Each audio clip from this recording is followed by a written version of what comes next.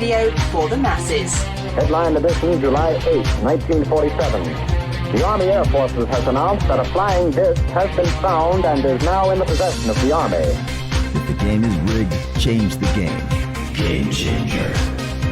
I occasionally think how quickly our differences worldwide would vanish if we were facing an alien threat from outside this world.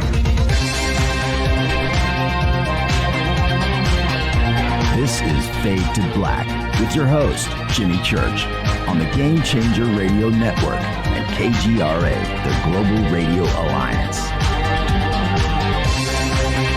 I need your help to get to the year 1985. You're listening to Fade to Black with Jimmy Church on the Game Changer Network.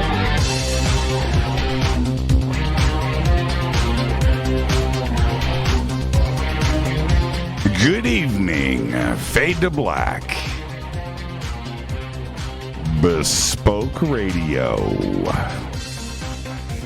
For the masses. Yeah, man. How you doing?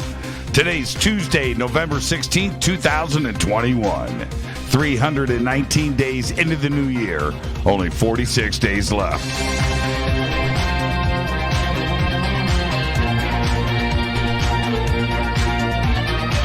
We are live from a bunker somewhere in the middle of nowhere. That's right. A total undisclosed location. But it is beautiful in here. Let me tell you what. That's right.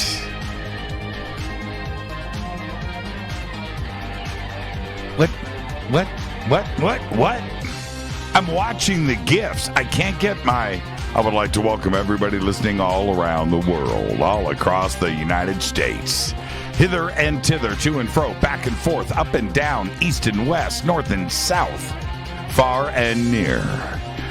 This is Fade to Black for KJCR, the Game Changer and UnX Networks. I am your host, Jimmy Church. What is cracking, everybody? How you doing? All right. Ken Priest in the house. Ken, you are a troublemaker, my man. Ken Priest, that's a gift that distracts. That's awesome. I want one of those. A remote-controlled LED skull. That's what I'm talking about right there. All right. What a great show we've got lined up for tonight. And, oh, man, I got to do something. Hold on. I got to do this. I got to do it. I got to come over here. Got to do this. There we go. All right. I had to close the bunker door. And you can see now there's no echo. The bunker door is open, and that goes out, and there's echoes that happen. Close the door, and it's just me, not me and the ghosts that occur out there. Okay. Where am I at? Let's get this started. Last night, Paul Smith, and an incredible show. And I must apologize for one thing. For last night's show. It was a great show. I really enjoyed it, and Paul's amazing. And when you do a show like that after no days off, right? You have all last week and then rolling into a conference all weekend, driving back from Nevada into California, no rest, rolling in straight into the show. I was tired. And last night it was weird. I couldn't. When you get to that stage of adrenaline takes over. That's fine, but I couldn't enunciate. I had trouble speaking. It's like, man, my mouth was not cooperating last night. I got through the show. Mentally, I was cool. I was connected. I was there. I just couldn't. Things were just a little frazzled between the old frontal lobes and the lower jaw. But that's not the case tonight. Oh, no. It's all connected. So we are continuing our first-time guests week tonight here on Fade to Black with actor, comedian Steve Berg joining us for the first time. And we are going to talk about his ad in the classifieds that reads, actor seeks UFO. That's right. Now, what does that mean? Yeah, Steve's cool. So that's tonight. Tonight's going to be a show to remember. I'm really looking forward to this. And then tomorrow night, Sarah Breskman-Cosme is with us. Another first-time guest. Thursday night is the world premiere of The Observers. Huge event that's going to be simulcast out from Fade to Black on a bunch of other platforms with 1091 Films and The Observers production team. And we have got a full slate. It's going to be great. So that's going down Thursday. I can't believe it. I can't believe it. I'm telling you what I am going to do after the show. I'm going to pay to see The Observers because I can. I'm going to sign right on Amazon. I'm going to go right there and I'm going to click. And that's going to be a good time. That's all right. So that's going down Thursday. What a great week on the show. And you can follow me on Twitter at JChurchRadio. You can do that right there at JChurchRadio, the sandbox. Right in front of me, right here, is hashtag F2B on Twitter. And thank you, Third Stone. Thank you, Diana. Thank you, Kaz. Thank you, David. Thank you, Tara. Thank you, Bond. Julie Bond. Triscale. Olivia. Ken Priest. These gifts, starting off the show, who was first tonight? Cassandra might be leading the charge here. What's with the candy? These are the best nerds gummy clusters. Oh, man. Oh, man. Those do look good. Reese's Fast Break. I do like those. Okay, so there we are. It's going to be a great show tonight. I'm fired up. I am ready to go. And, by the way, this morning I had, you have to do this if you have a burr grinder with coffee, which are great. You got to have a burr grinder. It's the only way to go. It's the standard. If you're a coffee aficionado like myself. Well, but burr grinders require maintenance. And you see it. It slowly degrades. You've got to go in, you've got to clean it, you got to do that, a little brush and go in. And it was really fun. I'm like, man, I got to clean the burr grinder. And I did. And I just brewed the most amazing pot of River Moon coffee. Oh, man.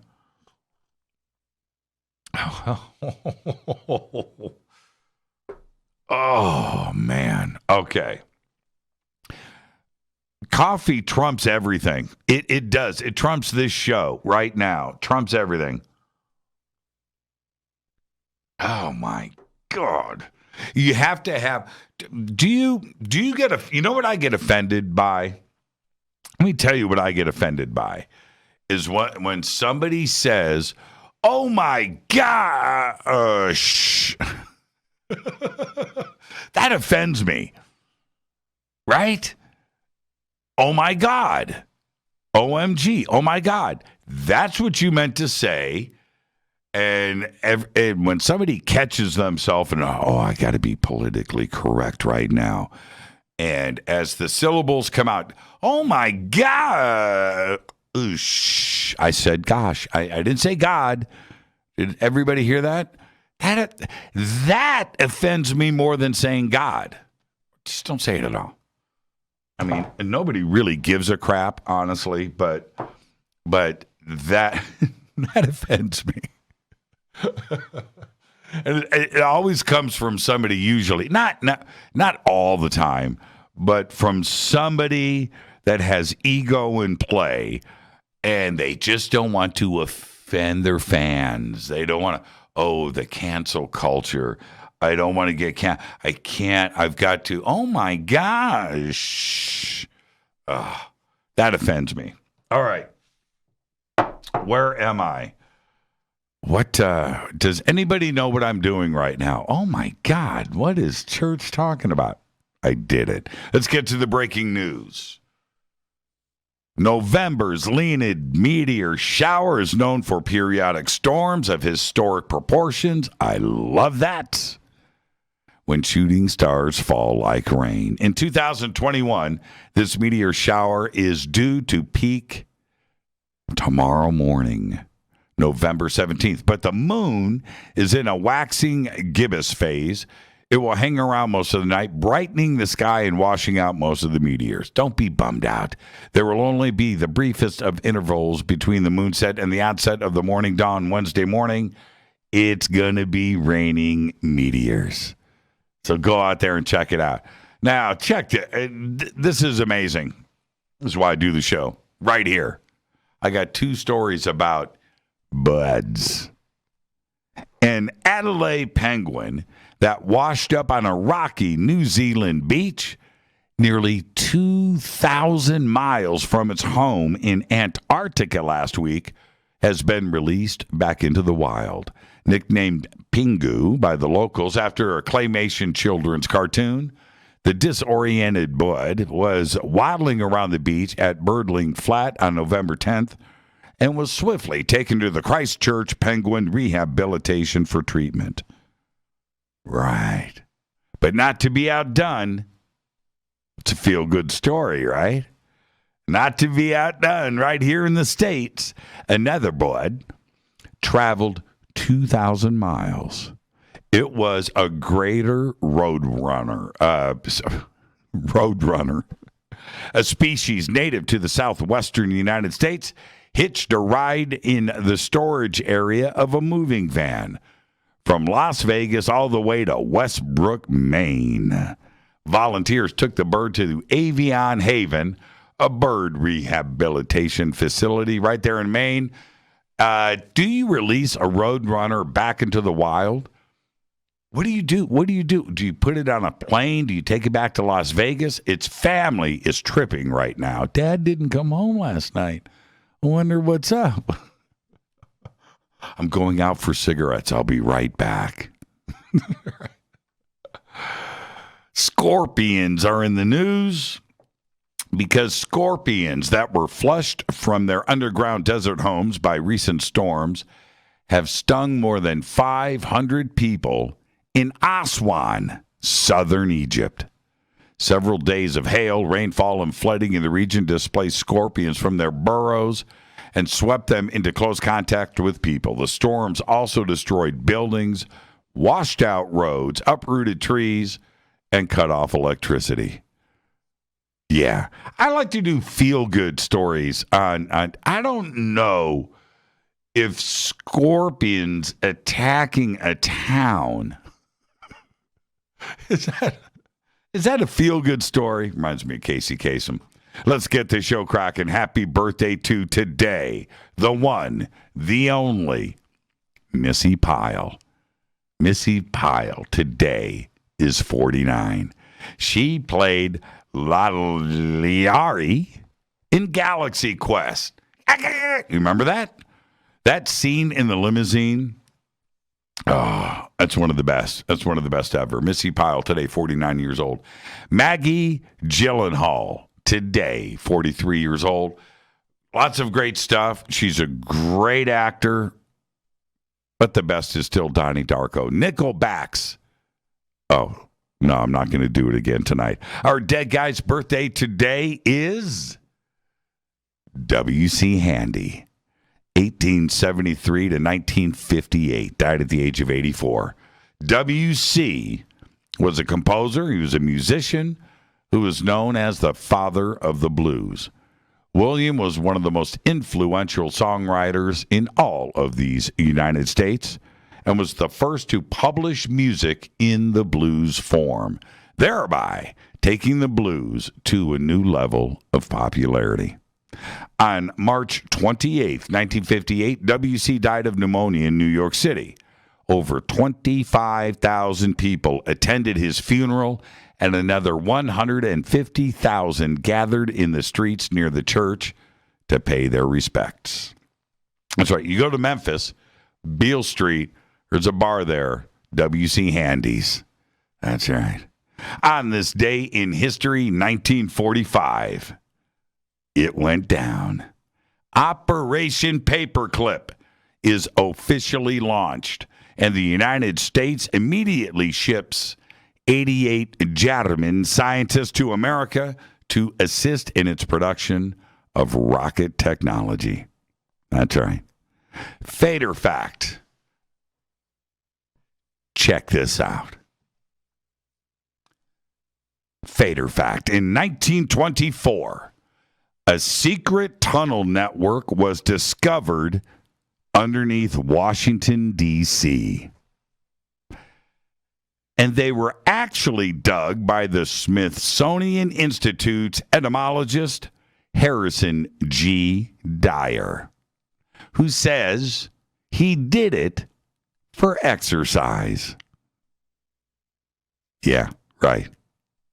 Tonight, very special guest continuing our first-time guests week here on Fade to Black. Actor, comedian, Steve Berg joins us. We're going to be talking about UFOs all night long and why he would run an ad in the classified that says, actor seeks UFO. Tomorrow night, Sarah Breskman-Cosme is here. More on Sarah in just a bit, actually, but she is here tomorrow night, and she's fascinating. She's intelligent and just an incredible. So tomorrow night, we are going to discuss how to prepare for disclosure, and that goes down tomorrow night. Thursday night, the world premiere of The Observers. Big show. Linda Moulton Howe, John Greenwald, Richard Dolan, Whitley Strieber, Debbie Cobble. It's going to be a great show, and more. It's a huge event, all going down on Thursday night. All right, let me hit this Rivermoon Coffee, rivermoonwellness.com. Links for Rivermoon right below us. Just go down there and click. All right.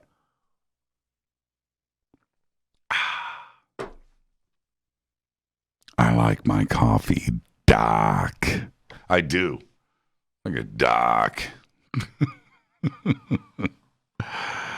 Oh, man. All right. Man, rolling through these gifts. Cassandra. That's what I'm talking about. That's a beautiful car. You know, I'm a big Mustang guy. Oh, so I'm driving back from Vegas, Laughlin, and the things you see on the road, right? And I caught a couple of things that were really, really cool. And one of them was this. I don't know if you can see it. Let me blow it up a little bit. That's right. 1967. I thought it was a 66 at first. 67 Mustang GT Fastback on the back of a trailer. My colors, right? That's what I do. I'm driving around.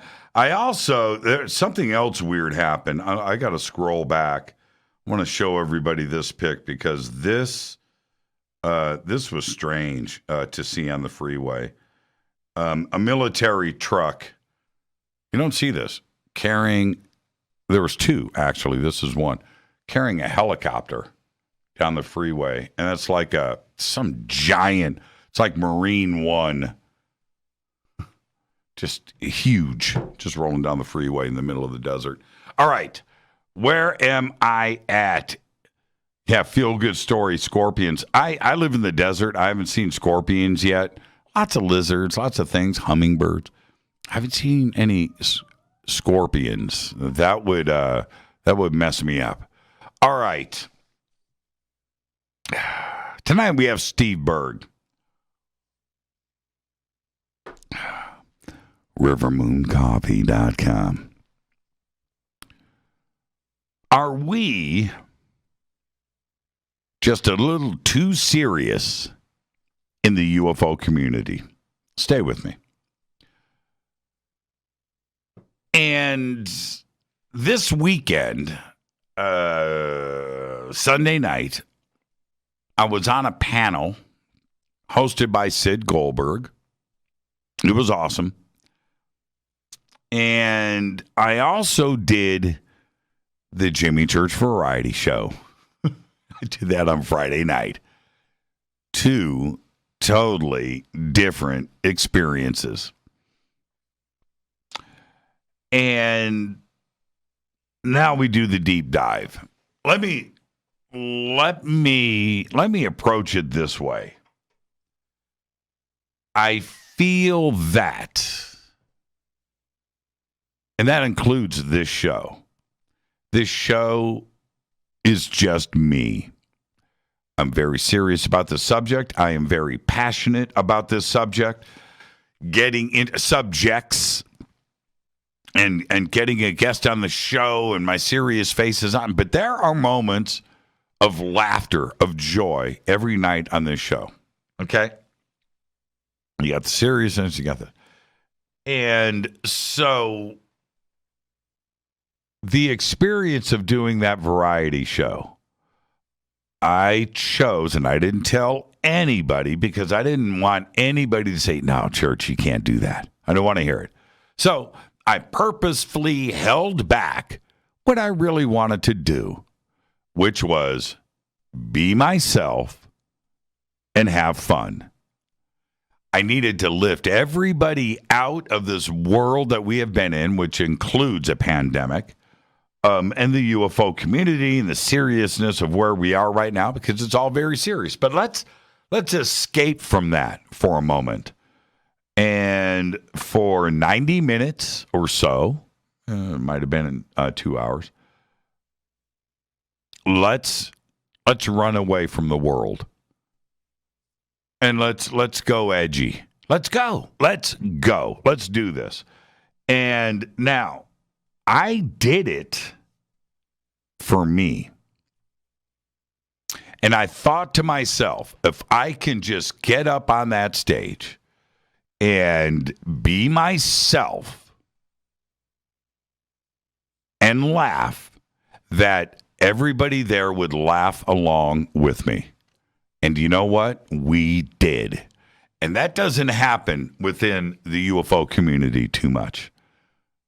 But then there was Sunday night. And being a guest on a panel instead of hosting a panel is very cool. And Sid Goldberg, one of my great friends, great friend, and somebody that takes this subject very serious. Sid's funny when he wants to be funny, 2-time Emmy Award-winning, producer. Sid is funny when he needs to be, and there are some times when he really makes me laugh. But when he goes serious, there's no laughter. And that panel was Sid's opportunity to get to some very serious questions and get some very serious answers. And that was a flip-flop for me from Friday night. Went right into this thing, and I had said to the audience that night, I'm not going to hold back. Not going to do it. When I hear other shows or somebody being interviewed and conversations that are going on, I hear a lot of dancing. I hear a lot of dancing. Serious dancing, but dancing nonetheless, where everybody wants to get right up to the edge of an answer, but not fully commit. No.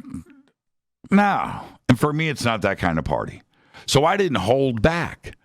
I said some things on that panel that everybody needed to hear, but they never do. So I had this opportunity for myself to go to the two extremes this weekend. And it also allowed, hardcore funny. Well, I think it was funny. That's up to you. And then the hardcore serious. And I reflected back on that over the last couple of days, thinking about this dichotomy, this polarization of myself, way out to the two extremes that I'm doing along with the community. And you know what? It felt great. It felt great because, yeah, I like to goof off and be a goofball. That's cool. That's the release. But that's only part of what makes me happy. The other part is the serious part, and how the supporting of this community and how I look at this beautiful community and how serious I take it. I let it all hang out. And I was able to, it's an honor and a privilege to be able to have that opportunity in one weekend. And I got to say, I felt pretty complete. And then after all of that, then we go out and do this Petroglyph thing. And I got to tell you, Olivia, I know you're listening right now. Olivia and Steve and everybody else that was with us, Nurse Nancy was there, Julie Frith was there, Lucinda was there, Melinda Leslie, of course, leading the charge, and Peggy and her husband, Peggy, what's up? And on and on and on. There were so many great. Giorgio there from Peru, who wrote me a great email today.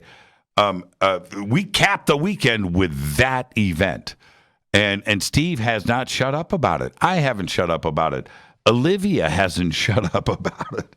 It was incredible. It was a great, great time. So with that, tonight our guest is Steve Berg. When I say, are we taking ourselves too serious sometimes in this UFO community? The guy to ask about this is somebody that is an actor, is a comedian, and is also immersed in this question of UFOs and ET and contact. How does he see it from the outside? How does he observe this phenomenon? We're going to talk about all of that tonight with our guest, Steve Berg. I am your host, Jimmy Church. This is Fade to Black on the Game Changer and UnX networks. Ray Hobbs and the Game Changer Network. Fade to Black. All right, I'll be right back after this short break. I'm looking forward to this show. I am in a great mood. And part of it is because I know that I can relax tonight and not take myself too serious. And see, this is the thing. Steve's going to want to go serious, right? That's the expectation when you have somebody that's funny. That's a lot of pressure. We'll be right back.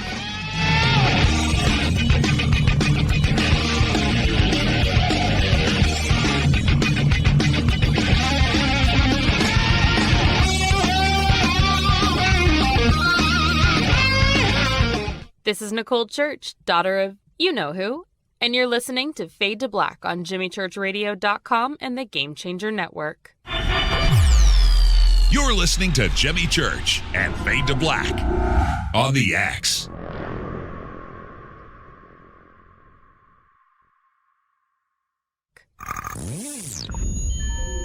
You're listening to Jimmy Church, Fade to Black. Fade to Black will now pause for alien identification. The station that talks the net.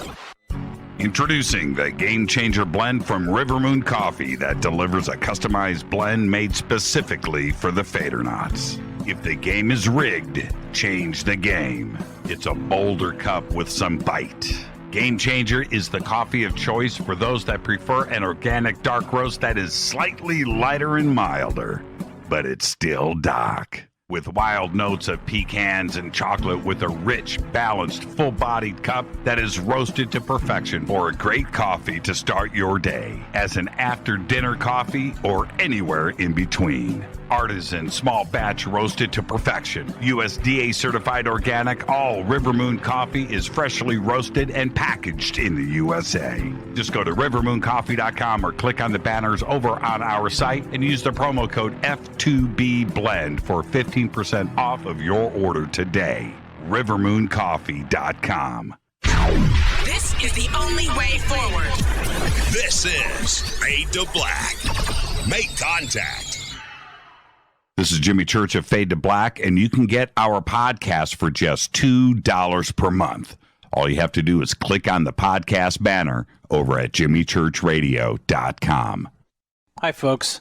It's troubling times, and fear is pushing emotions, which in turn pushes health the wrong direction. Do you ever get an ache because life is uneasy? Try Life Change Tea at getthetea.com. Life Change Tea works on your digestive tract, helping to move food through quicker and comfortably so your health is spot on.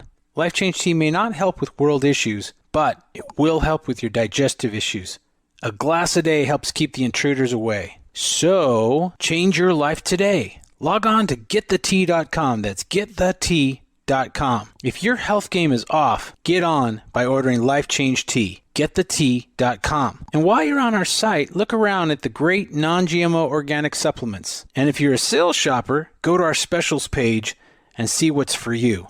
I've been drinking the tea for 12 years and I'm sure glad for its health benefits. Again, that's getthetea.com. Getthetea.com. The tea that makes you go.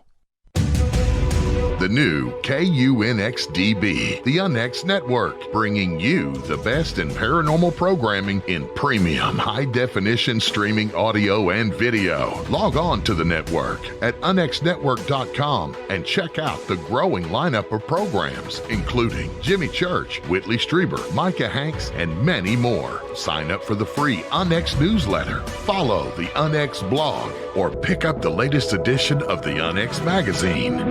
Be sure to follow us on Facebook and Twitter. So check us out at unxnetwork.com. Tap the show page and the calendar so you never miss your favorite live shows and podcasts. We are your portal for all things paranormal. The X, explaining the unexplained. 9 out of 10 geneticists agree. Fade to Black is not your father's radio show on the Game Changer Radio Network. Hi, this is Rob Reiner from Anvil, and you're listening to JimmyChurchRadio.com. What's up? I'm Chris. What up? This is Kyle Massey, and you're listening to Jimmy Church Radio.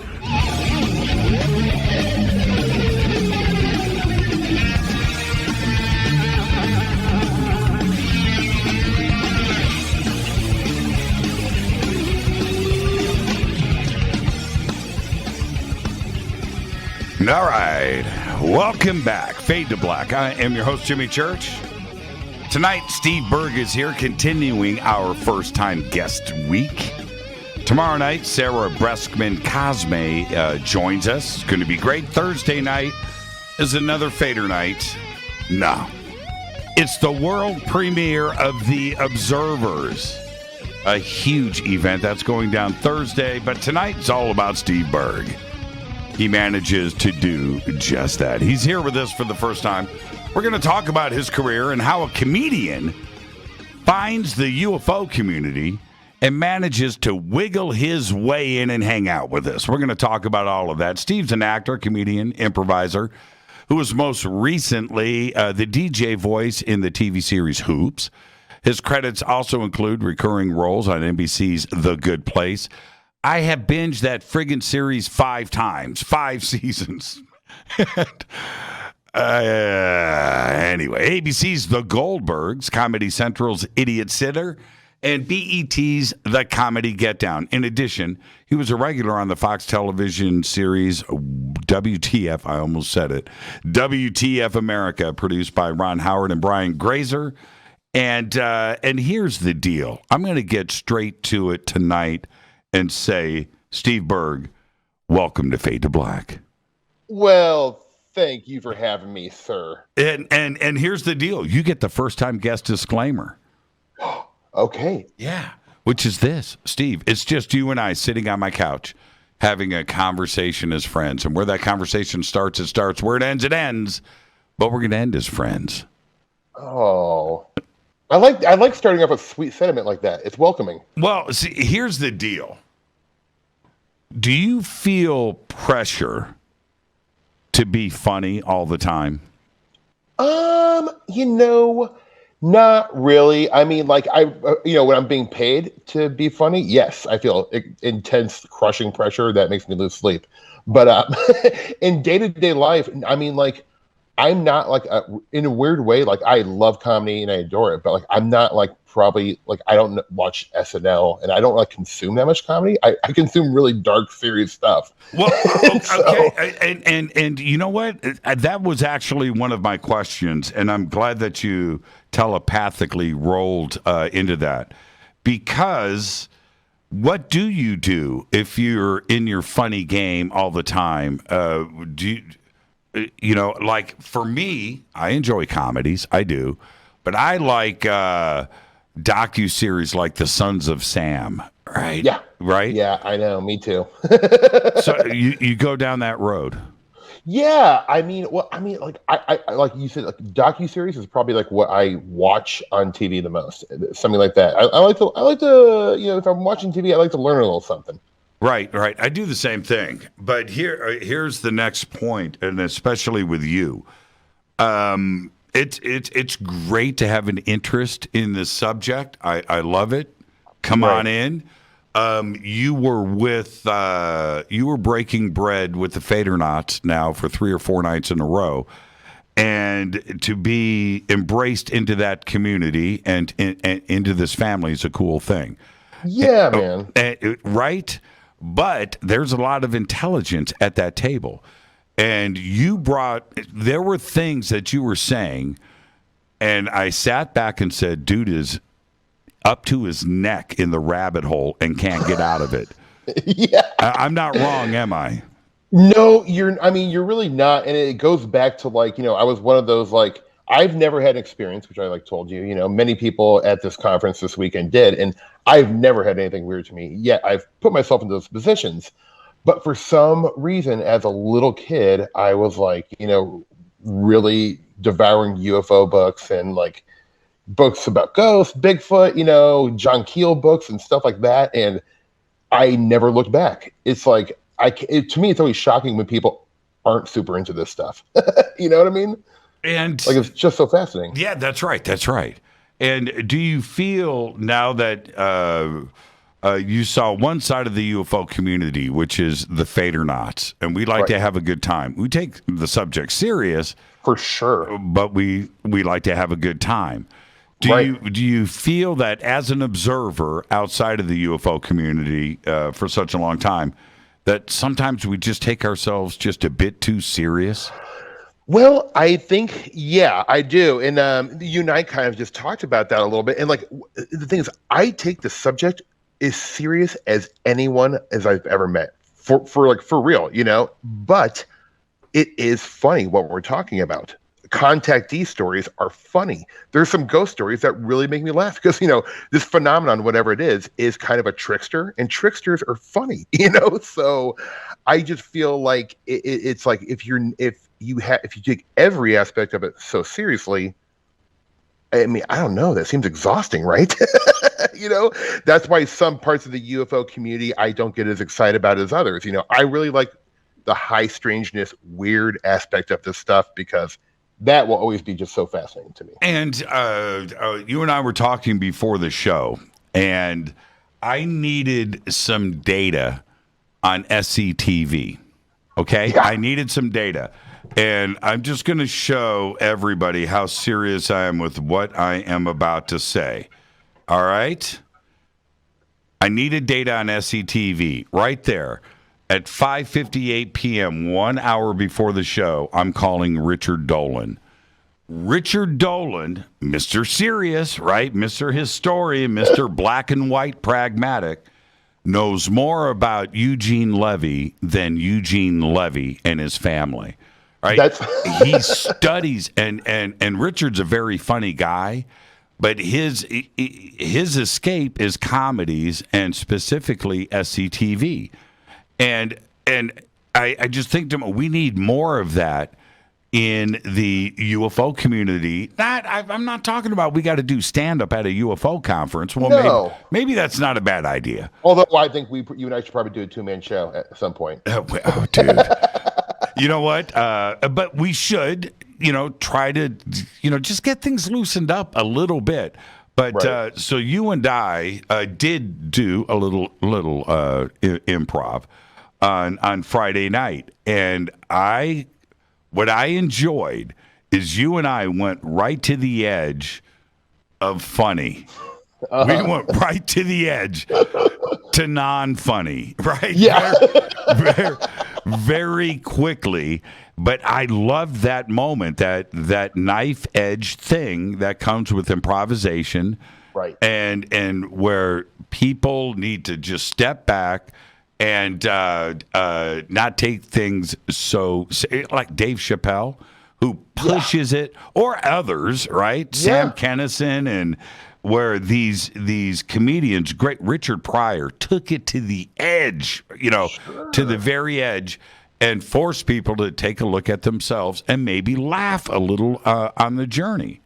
Absolutely. And I'll even say on top of it, just, to like fold, and not that we need to fold in the subject, but improvisation is living in the unknown. You don't know what's going to happen next. There's no script on stage. That is what, the UFO phenomenon and all these subjects that we love, they're the unknown. So they go hand in hand. So even as a researcher, you should be able to improvise, and change your mind and opinion from day to day if you want to or have to. There's nothing wrong, So with this subject, I change my mind every year how I view it, constantly. I'm not I figured it out. It's this, Right. But and that's sometimes where I feel like what kind of makes me laugh about how serious people take it is how serious their stance is on certain things, how certain they are. To me, I'm like, that's kind of funny, because how can you be certain about anything in these subjects? And that's what's fun about them. They're unknown. They're mysteries. They're great. That is one of the best points. And I always train my mind into, if anybody says it's this way and they know it in ufology, run. Church, run. Just run. Dude, I feel the exact same way. When someone's like, well, it's this, I'm like, okay, bye-bye. Gotta go. Yeah. And what is more challenging for you as an actor and a comedian? Is it improvisation, or is it scripted material? What is the greater challenge? Oh, boy. Well, I think, at this point, if the writing is good, performing when the writing is good doesn't feel that hard, because the writing stands for itself. You just have to communicate it in a convincing way. So I think if the writing's good, definitely scripted stuff. But sometimes I've been on set and on jobs where they're like, the writing is not working, the dialogue's not working, it's just not clicking. And I am lucky enough, I guess, of trained myself to have the skill to be able to come in on a moment's notice and maybe tweak it and make it funny on the day. Like with, when you're under the gun, you're under pressure, a lot of money is being spent, and people are like, can you make this funny in 5 minutes? I'm like, okay. No, it doesn't always work, but I have a fairly high success rate, and I feel like it's kind of helped me stay in the business for a little longer. So improv is just easy for you. Easy. I guess it comes fairly easy. I performed, well over 1,000 shows. For years I was performing 5 nights a week at Second City, LA, and Improv Olympic and some UCB. And so I just, it took a long time, but I think if you do anything for 10 years consistently, you're going to get pretty good at it, Now, and let's talk about improv for a second, because I always see the challenge with improv is not the individual, it's the cast. Mm-hmm. And if you've got a squeaky wheel, if you've got a cog that is just not working, it doesn't work for that's it. Everybody is struggling. Yes. If everybody isn't clicking on all cylinders all the time. Yeah, you at best, even if there's 6 people in a group and 5 are killing it that night, if one's off, at best you can have an adequate show where you feel like the fans didn't get ripped off. Right. But usually it tanks. If it does require, because improvisation, especially on stage with a group, it's all about group mind and being in sync and playing jazz. And so everyone needs to be on in 100% for it to have a great show, I think. Now, who did you, as you were growing up, who did you admire as a comedian? In terms of like mainstream guys, Bill Murray for sure, and a lot of it really was like Second City Chicago guys and Second City, Toronto people. All the SCTV guys. Even though SCTV was like a little bit before my time, a lot of those guys went on to John Candy. My God, how great was John Candy? He's a total hero of mine. I love John Candy. Dabney Coleman, who's just a character actor, but man, is he so funny. Well played. Played. Yeah. I feel like I rip him off almost more than any other actor. He really, was Dabney. So subtly funny, man, dude. You know what? What was I'm trying to think of this movie he was in. He didn't do much, and I thought to myself, it doesn't get any funnier than Dabney Coleman. Yeah, he's so good, and he was a character actor, right? So he was never like the star. I mean, maybe he was in a couple movies, but he was mostly worked as a character actor. Right. So he would come in and just be in 2 or 3 scenes in a movie and just destroy. Right. And make the movie better, And those are the guys I've always really admired because, like, look at me. I'm not a leading man dude. I'm a character actor. So I like coming in, making a couple moments funnier, making a couple moments whatever they need. But, like, being a character actor, people always think, oh, you want to be this big star and, star of a movie, star of a TV show. Not me. I want to be like the 5th or 6th guy, come in, steal a couple laughs, and get out. Right. If you think about Back to School, right? Rodney Dangerfield, great movie. Rodney, no. It was that scene with Sam Kinison as a school teacher. Oh. And that one scene just absolutely destroyed the rest of the movie. Yep. And how great he was. When you look back at SCTV, you're right about this because there's a little movie called Club Paradise with Robin Williams, which has got the SCTV cast, right? Right. Very smart move, by the way, if you're going to play that out. But, John Candy, of course, just talked about in Flaherty. He's the pilot in Club Paradise. Actually, Scene Stealer in that too as well. Yeah. Andrea Martin, who's in Club Paradise. Rick Moranis in Club Paradise. Catherine O'Hara. Of course, Harold Ramis. Martin Short. The whole Ed Grimley thing came out of SCTV. Yeah. Dave Thomas. Doug McKenzie, right? And that is a murderer's row of improvisational comedians right there. Can you imagine? And I didn't even mention Eugene Levy, right? Oh, yeah. Right. I bet they didn't say one scripted word. I swear to God, there's no way those guys did. and the comfort zone that they were in, the creativity level that was taking off, and the ability of not only riffing off of each other, but knowing that you've got this baseball team around you, right? Where everybody is swinging all the time for the stands. Right.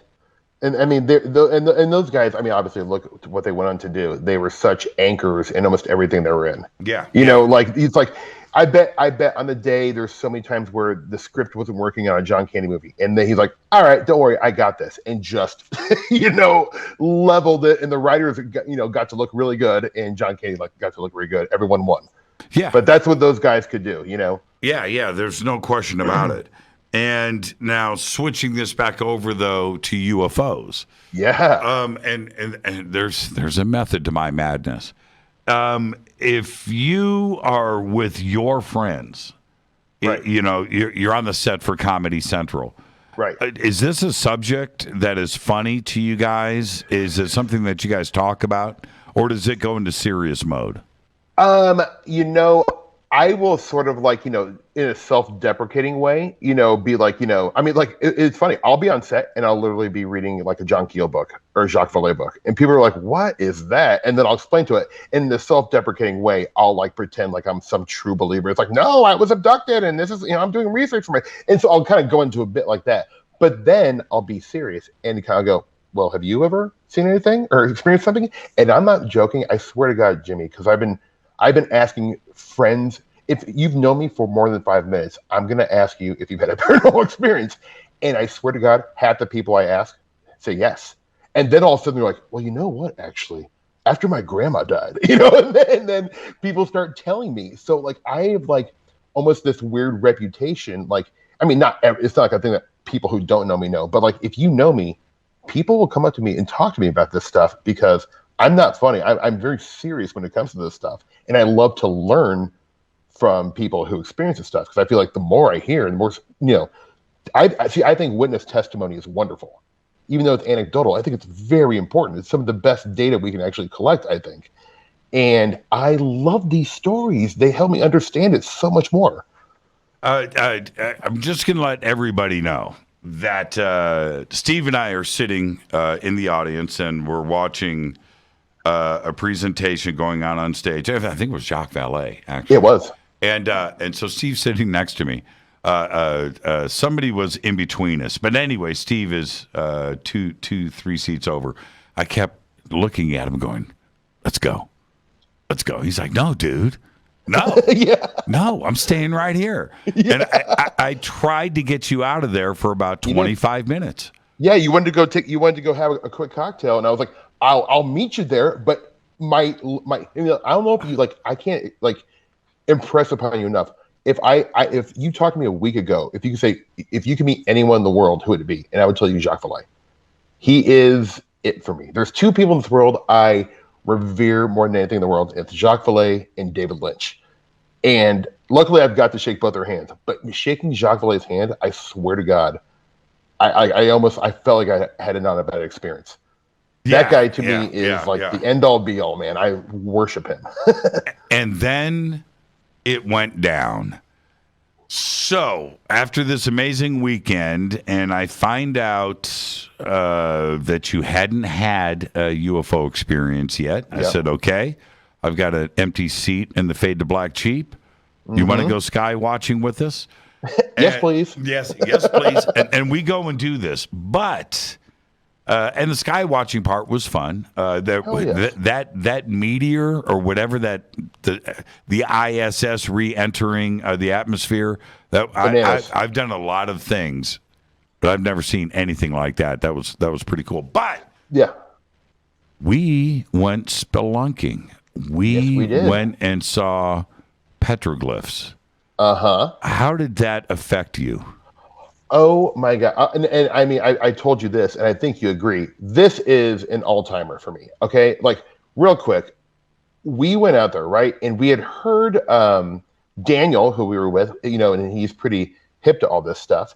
He had heard, he's like, oh yeah, there's some, you know, petroglyphs out there. And he didn't make it sound like it was a big deal, right? And so we go out there, and mind you, everyone, we are in the desert. Like, it is as dark as, I mean, there's moonlight, right? But like, there's no city lights. It is dark as hell out there. And so, you know, we're fumbling around. Thank God you had a flashlight or two. But as we're going, we're like, oh, hopefully we'll see these petroglyphs.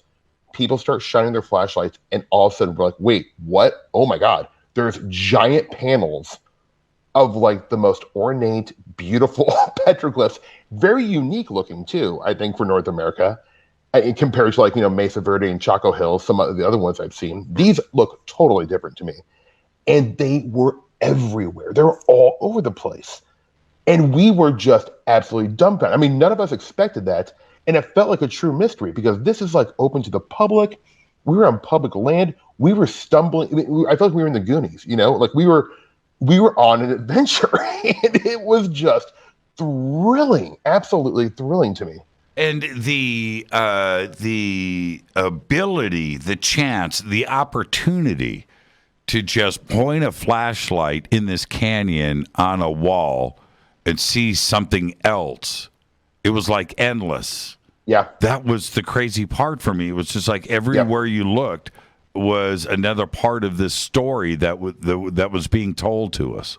Right. And then, you know, you, I, and Olivia were kind of like, you know, doing some, and probably everyone else was, but we were all that night, we were all up to like 4 a.m, right? We're doing our research, and we discovered that it was that they think it's their creation story, which happens in 3 cycles.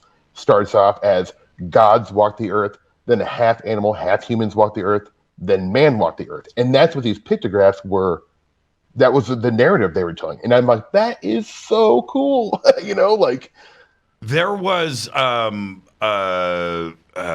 flow to this. And at the end, we'll continue the discussion when we come back after the break. But there was a flow to this and to the story. We didn't know that at the time, but the funny part was you could feel it. Yeah, they were trying to tell us something, and then we find the little spaceman dude, and we find that DNA thing at the entrance to a cave. Now we're on a real adventure. I mean, how crazy did that blew my mind. Unreal. Yeah. Do you remember too? I'm watching Steve's face. A couple of them were like up the hill, and you and I were like, we had been walking, scurrying up boulders, and like, it was kind of tiring. And like, and you and I were like, all right, and then they were up the hill like, hey, Jimmy, Steve, you guys got to say this. We're like, just take a picture and tell us about it later. You and I almost didn't go up to that last part. Almost didn't go at that up. point. Yeah. And which was, and that's a really funny point because Steve and I, the biggest, oldest dudes in the crowd, right? Yeah. So we're down at the bottom of the hill and FaceTime us, everybody. We're cool down here. And they kept yelling. And when we walked up and started to see the rest of this unfold, when you looked at that spaceman, I can't explain it any other way than that. What went through your mind? Because I had chills. Well, I mean, obviously, I'm out. Taking the whole week into effect, it was mind blowing. I mean, like it really does look. It looked like a little, like a little astronaut guy. And obviously, probably maybe it was like a half animal, half human that they were depicting in their creation story. But when taken to an event, who we're all out there with, a bunch of saucer buffs like us. We had just been coming back from a UFO conference, and then we see that in front of a cave. I mean, like, I almost wet myself. Now, what about, I've got 15 seconds before the break. There were sperm everywhere, too, as well. There was, man. Right? So when you have DNA, sperm, and spaceman, it's just like, it's so obvious. How does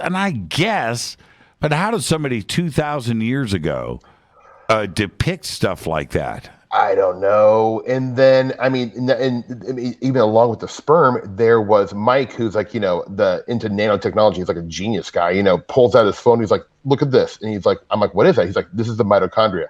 Then he points at one of the glyphs on the rock. He's like, that looks like a mitochondria. And look over there. That looks like a double helix. The genetic code thing, the little. So, I mean, like, and maybe I'm just wanting to see that, but man, it really, there looked like a lot of like biological symbols. There was, I was talking to Olivia today, and I said that those petroglyphs were not things that you see in nature.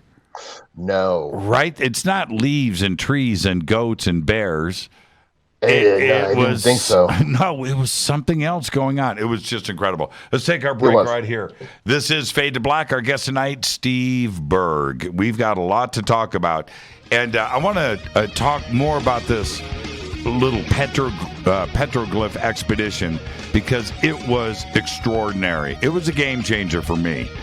And we'll cover all of that and continue the conversation after this short break. This is Fade to Black on the Game Changer Network and the UnX Network. Stay with us. We'll be right back.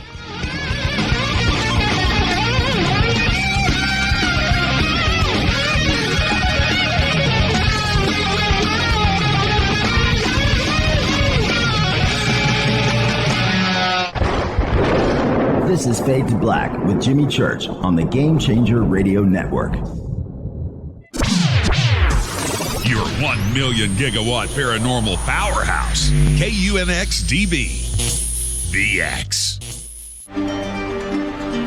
This is Billy Carson with ForbiddenKnowledge.tv. Forbidden Knowledge TV has just reached its 1-year anniversary. That's right, 1 year. And as a show of appreciation, we are giving all new subscribers a free 30-day trial of ForbiddenKnowledge.tv. That's 30 days to binge watch thousands of movies, documentaries, conferences, workshops, lectures, yoga classes, meditation courses, and so much more. So log on to forbiddenknowledge.tv from your computer or mobile device, or get the Forbidden Knowledge TV app on Apple TV, Roku, Amazon, iTunes, or Google Play today, and use coupon code 30daysfree. That's coupon code 30daysfree on forbiddenknowledge.tv today.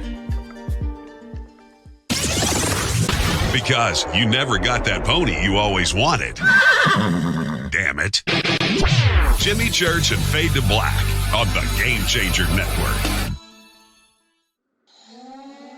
Listen, I know, and you know, that you've always wanted your first crystal skull. Or maybe you're a collector just like me, but you just don't know where to go to find the real thing. Then I met Carolyn Ford over at EinsteinTheCrystalSkull.com. Carolyn is the guardian of Einstein, one of the most respected ancient crystal skulls in the world. All of her unique skulls have been imprinted sitting with Einstein in his sacred lodge and are carved from the finest gemstone and materials. Imprinting is the process of receiving the ancient wisdom from the master skull or master computer. Einstein, the ancient crystal skull. To see Carolyn's current collection of crystal skulls, just visit her store at EinsteinTheCrystalSkull.com or click on the banner over on our site. Don't forget to use the promo code Jimmy at checkout to receive 10% off of your order today. That's promo code Jimmy. Finding your first or next crystal skull is easy. Just visit EinsteinTheCrystalSkull.com. When you take the beans from Central America with dashes of Indonesian and African mixed in and then roast it to the dark side of Fade to Black, you create the ultimate brew of fringe. Introducing the Fade to Black blend from Rivermoon Coffee. Yes, Rivermoon's darkest customized roast was created for the love of Fade to Black. The alchemy of masterful roasting and smoking the beans is in every sip of this full-bodied, dark Java. I need my coffee dark, deep, with distinct bittersweet chocolate highlights, just like the bunker. Leaning further into the darkness of the roast is Fade to Black blend from Rivermoon Coffee. Just click on the banner at jimmychurchradio.com and use the promo code F2B Blend for 15% off of your order today. Hello, I'm Katie, and you're listening to my main man, Jimmy Church, on jimmychurchradio.com. Hi, this is Ray Hobbs here, repping the planet, and you're listening to my good friend, Jimmy Church, Fade to Black. This is Toby Kebbell. You're listening to jimmychurchradio.com. Don't hurt me, Jimmy. I'm only little. Hey, I'm Adrian Grenier. And this is Ari Gold. We're the Honey Brothers. We're of the Honey Brothers. Hey, I'm Adrian Grenier. And I'm Ari Gold. We're the Honey Brothers. And you're listening to Jimmy Church. The Revolution. This is Jimmy Church of Fade to Black, and you can become an official Fadernaut by just going to our membership section at jimmychurchradio.com. Hello, this is Serena Wright Taylor from Conscious Life Expo, and you're listening to Fade to Black with Jimmy Church, who holds the Lucky Pony record for the best astrological chart since 1963. True story.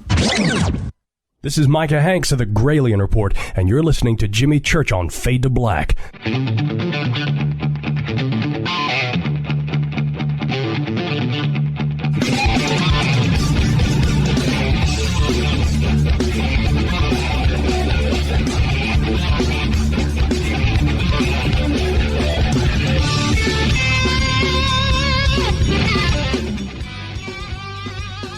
Welcome back, Fade to Black. I am your host, Jimmy Church. I'm posting a picture right now on Twitter. Head over to Twitter. Follow me on Twitter at JChurchRadio. And here's a picture with the right appropriate caption. This is Steve Berg and I on stage trying to make people laugh. And it worked. They loved it. Okay. This is I don't want you only have yes or no. Am I funny? Yes. Okay, that's it. Stop right there. Knew that. Stop that. Stop that. I knew you were funny before we hung out. Oh, Just stop to listen to your that. show. Stop that. I just needed to hear that from you. That's my ego. I like your tone. On a serious level, though, what I think, what you and I have in common, obviously, is probably a lot of things, but you are so dead serious about this subject. And yet you're very funny. Okay. And you like to laugh and you like to have fun. And that's what more of you, please, because I feel like this is a fun subject. It is like a privilege to be able to talk about it and read about it as much as we get to. So enjoy it. It's a beautiful thing. Well, and my appreciation for all things funny led me to The Good Place.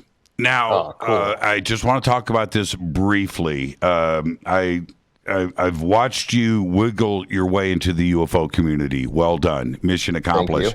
Thank you. How do you wiggle your way into the comedy genius of The Good Place? Just old school way. I, get casting, my agent sends me an audition. I go to the audition, and I had been, this wonderful casting director, Allison Jones, who's done, so many great big comedies and wonderful TV shows, had booked me on a couple jobs. And so she liked me for this part before I came in, and I read for the part, went back in for a producer session and got the role. And they, it was an interesting show because it was shot like nothing else. They did not give me my lines until I showed up on set. I didn't get to read the script. So in a way it had sort of an improvisational feel because everything was I would walk into work. I'm I don't even know what I'm wearing. I don't even know what my character is supposed to be. And because the show was so secretive and they wanted to keep the mystery kind of going for the cast, they did not tell you anything. So that was great. It was fun. Amazing cast on that film, and a lot of chances were taken with that cast too, and which I really enjoyed. But it turned into this on-screen chemistry where the character development was so complete and so immersive. Right? Did you guys have any idea of the success and the enormity that it was going to turn into? Well, I was such a really I was a recurring guy. So I was, I can't remember how many episodes I was on, but I had no idea what was going on the whole damn time, and it was kind of one of those things where I think not a lot of people watched it when it was out. Right. And it kind of has found this cult following after the show kind of ended and on, on Netflix. And this happens to a lot of shows nowadays because there's so much content out there. No one can watch it all as it's happening. So, a show like The Good Place, I think a lot of people found a year or two after it was off the air, oh shit, this show was really, sorry. Yeah. Can I say? Well, you just did. I did. Oh boy. Oh shoot. Sorry. But yeah, no, I think it was one of those shows, a lot of shows nowadays, where it's kind of found a little cult underground following after the show ended. Now, I find myself, and then we'll move on, where I'm just in a lull in the action. You know what? I'll just binge 5 seasons of The Good Place starting tonight. Let's just pound that out in a week, and I've done that multiple times. Yeah, it's a good one, man. It's you don't always get, you're not always so I mean, I've been lucky enough to do a lot of things I feel were really good projects, and then some not so much. And you got to make a living and get a paycheck. But this is one of those where I was, even when I was shooting, I was oh, this is a special show.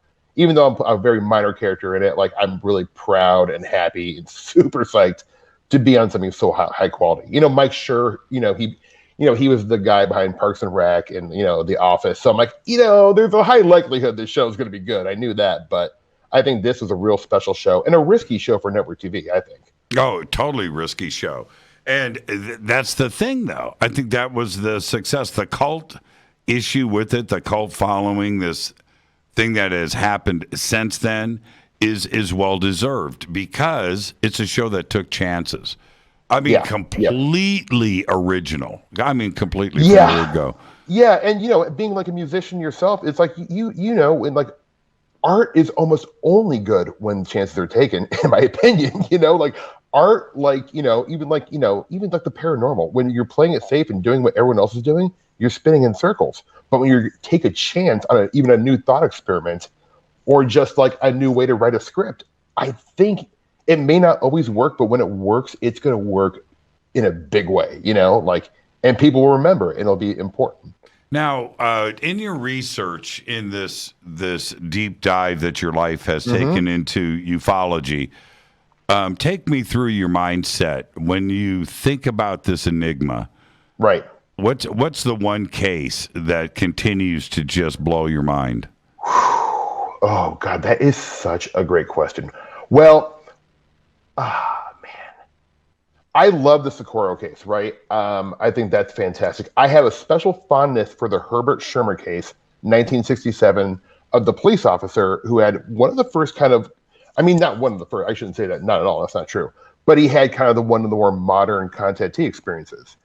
That happened a half hour from where I am right now. Oh, really? So as a kid, that had such a special fondness for me, where I grew up in Omaha, Nebraska, and just knowing that happened so close to me would just let me daydream for years, and so that case is just really, really, what's fantastic about that case is immediately, like in real time, fortunately, interviews were done. It was documented. His car, the entire experience was archived for history. Exactly. In fact, one of the first things I did once, the coast was like quasi clear from the pandemic was in Ashland, Nebraska. They were having like their Ashland days. And this year's theme was the UFO case of Herbert Schirmer. And so I went down there and I actually got to meet his two brothers. What? And they have never come out or talked about this ever. So and there was honestly like 9 people there. And I was like, oh my God, to me, this was like a huge deal, right? And so no one really cared about him. So I went up to him after the thing and talked to him for like 90 minutes. And they were like, one thing that they told me I thought was really interesting is that they had all had a UFO sighting with their father when they were all little kids, a pretty dramatic one of like, a classic saucer in the early 50s. And, Herbert Schirmer was no quack. This guy was a war hero who came back, became a police officer. He was revered in the town. They all loved him. And when he had this, experience, he became a heretic. They actually blew up his car with dynamite. They hung effigies in town, and like kids would shoot out with guns. He ended up leaving the town a year later and changing his name. It ruined his life. Well, and let me tell you something about him. The effect. He's the guy, his image, that would love to arrest hippies. Mm-hmm. Right? Yeah. He's that cop. He's that, you got a marijuana seed, 10 years. You're going to prison. He's the guy who would have arrested me, as a kid. Right. I was the kid smoking the doobie. Or, he'd probably like to arrest me now, actually. and to have a guy like that, and you could tell in his speech, his look, his image, that this is the dude that was really going to make your life miserable if he chose to do it. Yep. This guy is going to talk UFOs and in impact with his car with a flying saucer. Yeah. Wait a minute here. It's a very dramatic case that actually, I'm so psyched you know about it. Obviously, you would know about it. But it's not one that's talked about a ton, right? I think it was like in the 80s when I was like coming up. But it's kind of largely, I think, sort of a forgotten case that is super important because, like I said, this was a guy who did not want this kind of attention. He never profited off this. He didn't try to write a book. I think he gave one lecture about it in Florida a few years later, but that was it. He changed his name, got a new career, and I found out what happened to him. He moved. He left Nebraska and moved down south and found a wife and his brother was saying this ruined his life. Now, he wished he never said anything. And what's it like there now? You're in Omaha, right? Mm-hmm, I am, yeah. Has the mood changed with the UFO subject? Well, gosh, I mean, to be honest, I feel like the mood has changed, all over the country and maybe even the world, with, December 17th New York Times article. I think, I remember when that happened, I had so many people from like high school, college, people from like way back in my life going, dude, you were right as a kid. And I'm like, I'm not right about anything. I don't know what this means yet. But like now all of a sudden people are like, well, I guess it's not so crazy to believe in UFOs, So I think like absolutely it's done a lot for the mainstream. But what's funny about that too is that it kind of came and went, I think. Like TTSA came along and they were going to change everything, but right. I don't know how. I mean, like, I guess I'm hoping that things change, but nothing palpable to me, at least, is yet it has been announced. I'm super excited about. Well, when you have a UFO conference like we just did, right, at the Aquarius, and UFO conferences in the past before December 17th.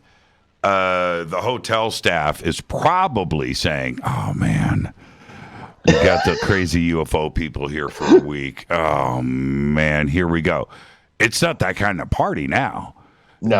The hotel staff is like, welcome. And by the way, I got a story for you. Yep. And I'll show another picture. Steve, you got to see this. A couple of months ago, I was there for another conference. And I'm walking through the casino floor, and I hear somebody say, Jimmy Church, right? So I turn around, and it is a hotel employee wearing her stuff with a friend, and her name is Kathleen. And I said, oh, okay. And she goes, I'm your biggest fan. I love Fade to Black. And I've been waiting for this moment, and I can't believe you're walking through the casino floor. I said, wait, stop right. It's good to meet you. What did you just say? This is a hotel employee, right? And she was wonderful. She was great. Well, anyway, I'm leaving, or I'm at the conference Sunday, and here she comes. She's like, Jimmy, stop. And I turn around, and it's Kathleen, and here she is. She is just absolutely wonderful. Look at that. Oh, she is very excited to be in. She's loving it. Look at that pic. And I said, Kathleen, can I get you a T-shirt? Oh, I got lots of Fade to Black T-shirts. But that's how it is these days, isn't it? Where it's okay. It's okay to do what we do now. It is. I think if the media would stop playing the X-Files music after a UFO story, I would appreciate that. But it is like you said, right. It's more socially acceptable. It is like you can talk about UFOs at a cocktail party with people who don't care about UFOs, and you're not like, oh boy, here's the wackadoo, because I have in my life. Multiple times I can think of it in my head where people were like, once they found out like I love this stuff and was so into it, they were like maybe not as excited to be around me. There are people out there who have almost find it offensive that you would believe, or like not believe, that's not the word I'm looking for, but like be into something. Sure. This. Did you see Dave Chappelle's latest Netflix? I have not yet. No. Okay. Well, I could not believe what he said. Yeah. So he's doing his thing, right? And he goes, so the pandemic, and I got exposed, so I had a 2-week quarantine, and I was stuck in this hotel for 2 weeks, and I watch UFO videos on YouTube, right? And I was like, he said, no way, that's awesome. And he goes, UFOs are real. They're here. and he continued, but for somebody like that with his circle of influence to come out of the closet like that and say that, I think we have arrived. Yeah, and maybe we are truly approaching that time where if people don't take the subject, or at least at least entertain it in a somewhat of an intellectual way, then they're going to start looking stupid, right? Because like I feel like it's like. I have felt pretty certain, even though I've never had experience, that there is something to the UFO phenomenon. What it is, I have no idea. And I don't feel like I have any better take. I have my ideas that I like to read about and kind of champion, but by no means am I certain of anything. But that's okay, right? It's like it's part of science. Like there's all kinds of things around us that we don't understand, and that's okay. But to be curious about them and try to progress towards understanding them better is great. That's what like the human experience is about. So I think, whatever UFOs mean, for me, what it's done is made me a smarter person. I've read more than, I ever thought I would, but it's led me down philosophical roads. I started reading about philosophy or ancient fairy lore, or, it really does take you to some amazing places when you're into UFOs, I think. Now, with it's interesting that you mentioned your two cases that you think about first. Both involve police officers. Good point. Yeah, that's really cool. But you've mentioned Jacques Vallée, and over the weekend, I think you even said it on stage. You said, "Man, I've read all of his books like 20 times." I said that in front of him when he was in the crowd, which was like I felt so dumb. I'm like, God, get a hold of yourself, fanboy. I know. Yeah. I was probably like shaking and sweaty too. Yep. But for those out there that have followed Jacques and his viewpoints on this, for a very long time, he stressed another point of view in the phenomenon. Not to say that this was the only view on UFOs. Everything. And he's made that very clear. There's everything on the table here. Yep. But the interdimensionality to it is another way to take a hard look, and science needs to look at it. Yes. And if you've been reading Jacques for a long time and where we are with the phenomenon today, what do you think is visiting here? Is it something interdimensional? Is it nuts and bolts? Is it both? What do you think? Well, man, I think, here's what I kind of think. In terms of what's flying in the sky, I don't know. But in terms of like the contactee thing that is, obviously widely associated with the UFO phenomenon, what we do know when you read Jacques' work and like John Keel's work and so many other authors is that this has been happening for a very long time, right? But it has not been happening the same way.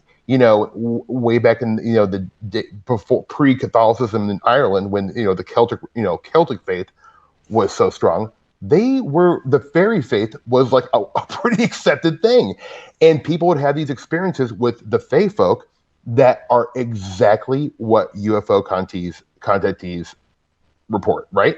And then even the Native Americans, it's like what Jacques stresses is we must look at the cultural lens. Where,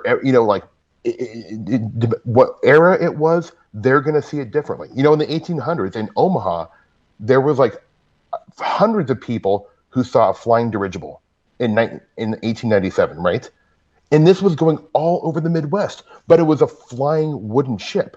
It wasn't a flying saucer. And the people on board were like bearded men speaking a language like German. So, I mean, it's the same thing as a UFO thing. It just is appearing in a different way, right? So what do I think that means? I think whatever the phenomenon is, it is kind of progressing as we're progressing. So like in the 40s, in the Kenneth Arnold era, the nuclear war era, when we were thinking about going to space, well, it started showing up as flying saucers. Because, as like the Kenneth Arnold case, he reported seeing a delta-shaped craft. It was the newspaper reporter who called it a flying saucer. And then what happens? People start seeing flying saucers. So I sometimes wonder if like Carl Jung's theory of the collective unconscious, kind of lends to maybe the idea that we sort of co-create the phenomenon a little bit. Have you that read, maybe our consciousness has something to do with it, Have you read Jung's book on UFOs? I have. I love it. It's I've had to read it 3 times to fully understand it, and actually like look up what he's talking about. If you go on the, the internet, there's people who will kind of help you translate Jung because he is really academic and a bit hard to read sometimes, but I have really taken the time to digest it as much as I possibly have. And that is kind of what he talks about. He says he thinks the collective unconsciousness is creating these Mandelas, aka a UFO. Yes. But that with our collective unconsciousness, we can make it a physical object. that it starts immaterial and we can make it material. That is pretty interesting to me. Yeah, there's. I have the book too, and I've read it a couple of times. And you're right about that. It's a multiple read book, and it's way above my head. But there's one specific page. I read the page here on the show, and I'm not going to destroy his work by even making any attempt at quoting from it now. It's not in front of me. But that one single page that I did understand and digest said just that. And reading through, and I remember stepping back and thinking, he might be right here. Yeah. And probably not even for the reasons that he knew about, because science has advanced so much since then. But I think there's a lot to do with entanglement and collective consciousness and the power of the electric universe and the way that we're all interconnected, and whatever this phenomenon may be, it could be real. Yeah. But the contact and the visualization comes from an effort of the conscious mind. Yes. And like you're saying, Jimmy, I think and I'm not disparaging. This is just my point of view. I am not an expert on anything, as John Keel would always say.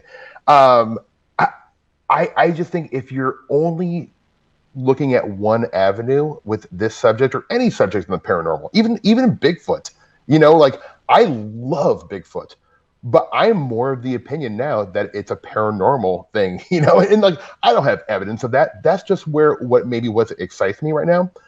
But I'm willing to look at all the ideas of it. You have to be, as a researcher, I feel, to be open to that. There is a multitude of ways and theories to look at the UFO problem.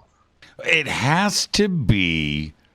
Now, this is where I'm contradicting what you and I said earlier, right? Anybody that says it has to be run, right? But it has to be a very simple deduction, which is there must be an infinite amount of civilizations visiting us of every shape, size. And that's why we don't see duplications of craft and duplications of beings and everything else, because they're coming from not only all sides of the Milky Way, but the universe too as well. And why would we expect to see only one alien race or one type of craft? Yeah, I mean, exactly. One idea to even get really heady on top of that, I believe Vallée, it was in his when he was doing kind of the press rounds for Trinity. It might have even been on your show. I heard him say this, to be honest. He was talking about he was kind of saying Jacques Vallée believes we have crash or retrieval. That we have. Oh yeah, that was on this show. Yes, it was. Yeah, and he is a believer in that. And boy, that guy is connected. So I think pay attention when he says that. But he doesn't necessarily think that it's like a crashed, he doesn't think it's almost like a literal representation of a crashed UFO. He thinks, well, it could be whatever, an intelligence or a technology that can take materials on Earth and create a craft. And maybe that's why when they test these materials, a lot of the elements are Earth-based elements. 3D printing, yeah. I mean, honestly, think about it. We're exactly, Jimmy. We are already there with 3D printing. Why couldn't they do something like that instantaneously, on demand? In a nanosecond. They are. I'm quoting Marissa Tomei, my cousin Vinny. They were. Great movie. That still holds up too. Yeah, well done. Let's take our break right here. Our guest tonight, the one and only Steve Berg. It's going to be a continuing great conversation tonight. Stay right there. This is Fade to Black, bespoke radio for the masses. You can follow me on Twitter at JChurchRadio. You can follow Steve at Burgermeister5000. That's right. We'll be right back. Stay with us.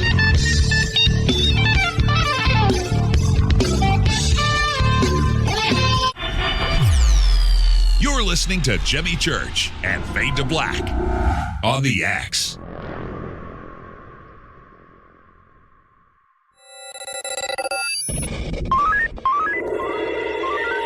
Way out here, we listen to Jimmy Church. You're listening to Fade to Black. Always on the edge of the hottest alternative talk. Jimmy Church with Fade to Black. ¿Qué tal, mis amigos? Yo soy Mario Carson, el tiburón, y los invito para que escuchen a mi buen amigo Jimmy Church Radio. ¡Claro que sí!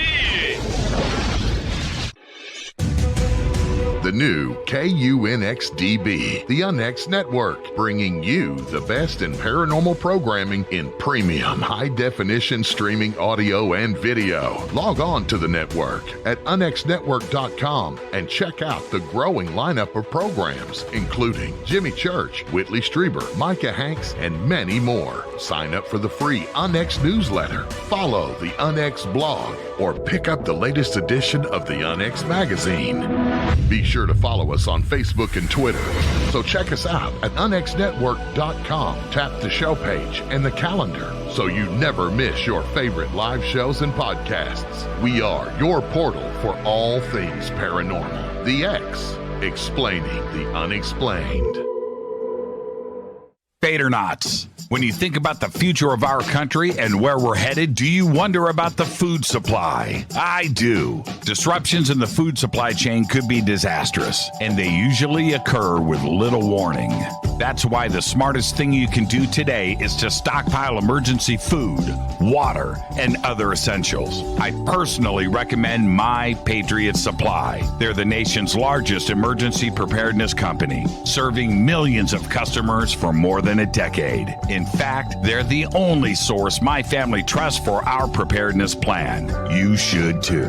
Right now, save 20% off a full 4-week supply of delicious meals that provide 2,000 calories a day. Saving 20% helps too, doesn't it? Especially now. So go to preparewithjimmy.com and get ready. That's preparewithjimmy.com. There's no time to lose. Do it now. Fade or not, when you think about the future of our country and where we're headed, do you wonder about the food supply? I do. Disruptions in the food supply chain could be disastrous, and they usually occur with little warning. That's why the smartest thing you can do today is to stockpile emergency food, water, and other essentials. I personally recommend My Patriot Supply. They're the nation's largest emergency preparedness company, serving millions of customers for more than a decade. In fact, they're the only source my family trusts for our preparedness plan. You should too.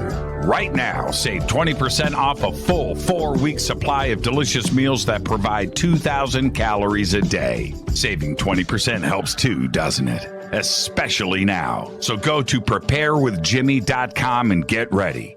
That's preparewithjimmy.com. There's no time to lose. Do it now. So, you love talk radio? Then you'll love TalkStreamLive.com. TalkStream Live is always on, 24/7 with the best streaming talk shows. Find your favorite talkers and discover some new ones. It's free, readily available online or on mobile with any smartphone or tablet. Finding your favorite talk shows all in one place has gotten a whole lot easier. Just go to TalkStreamLive.com. Be sure to download the free apps from Google Play or the iTunes App Store. You listen to us, and we listen to you. And so does the CIA. You are listening to Fade to Black with Jimmy Church on the Game Changer Network. Oi, oi, I'm Reese Evans. You're listening to Jimmy Church. This is Revolution. The revolution will not be televised. The revolution is on radio. Ciao.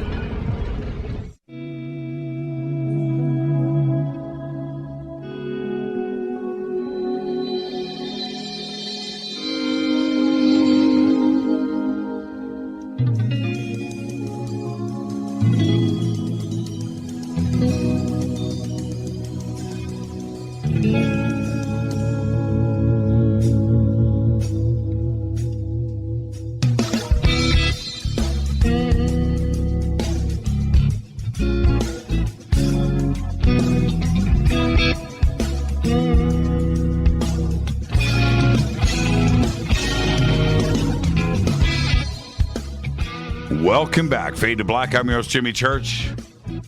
And in the words of the great Bobby Bittman, a good radio host. A great radio host does more. Our guest tonight, Steve Berg. Steve, when I was kind of messing around a little bit thinking about the show this week with you, and I decided to call the show Actor Posts Classified Ad, right? Yes. Actor Seeks UFO. Yes. We had a pretty good time on Sunday night, but there is a... What on earth do you mean? Yeah. But there is... Oh, I'm not talking about the bar. You're thinking about the bar. Oh, that was Saturday night. Sorry. Yeah. You're talking about the bar. Yeah, and that was fun too. Oh, yikes! Oh, man. Oh, mama. Can I just tell it? So the waiter comes up. His name's Andrew, and I had a great time with Andrew a few months ago, and he hung out with us for 3 nights and took care of Andrew, and he's a great dude. So he pops up. Oh, all right, let's go. He goes, I'm letting everybody know we're closing the bar down at 10 o'clock, and that was at 9 o'clock. They closed the bar at 1:30 in the morning. Yeah. They kept that baby up. And, damn them. Oh, man. Knowing that I had to be up at 8 in the morning, right? And what a great time. Anyway, what are you going to do? How do you think you are going to feel when that moment happens, when you look up and the paradigm shift is in the sky? First off, I'll probably have to punch myself in the face just to make sure I'm like on terra firma and my head's screwed on straight. Truly. One thing I guarantee I won't do is pull up my cell phone and start taking a video. I think I'll be so in the moment and so wrapped up in what's happening. I would forget all that was around me and the whole world would melt away and I would be one with the UFO. So you hear about that all the time with people who see miraculous paranormal things, UFOs, where they're like, I didn't even think about pulling out my camera, and people always say, oh, that's BS. I don't think that's BS. You're being astonished to death. Right. I photographed one thing once by accident in 1995. I'm in 2021. I haven't photographed anything since, and I've seen hundreds. Yeah, no. You've had a lot. Yes, I have. I truly have. Some stand out more than others. Thankfully, every sighting that I've had, except for one, which happened a couple of months ago, I've always had people around me. And so we are able to enjoy the moment with each other. And then we can support each other's BS in the future, right? Yeah. In talking about this, because that's always, well, did you get a picture? Well, no. And when I ask somebody on the show, which I've done it 1,000 times for sure, without exaggeration, did you take a picture? No, I didn't.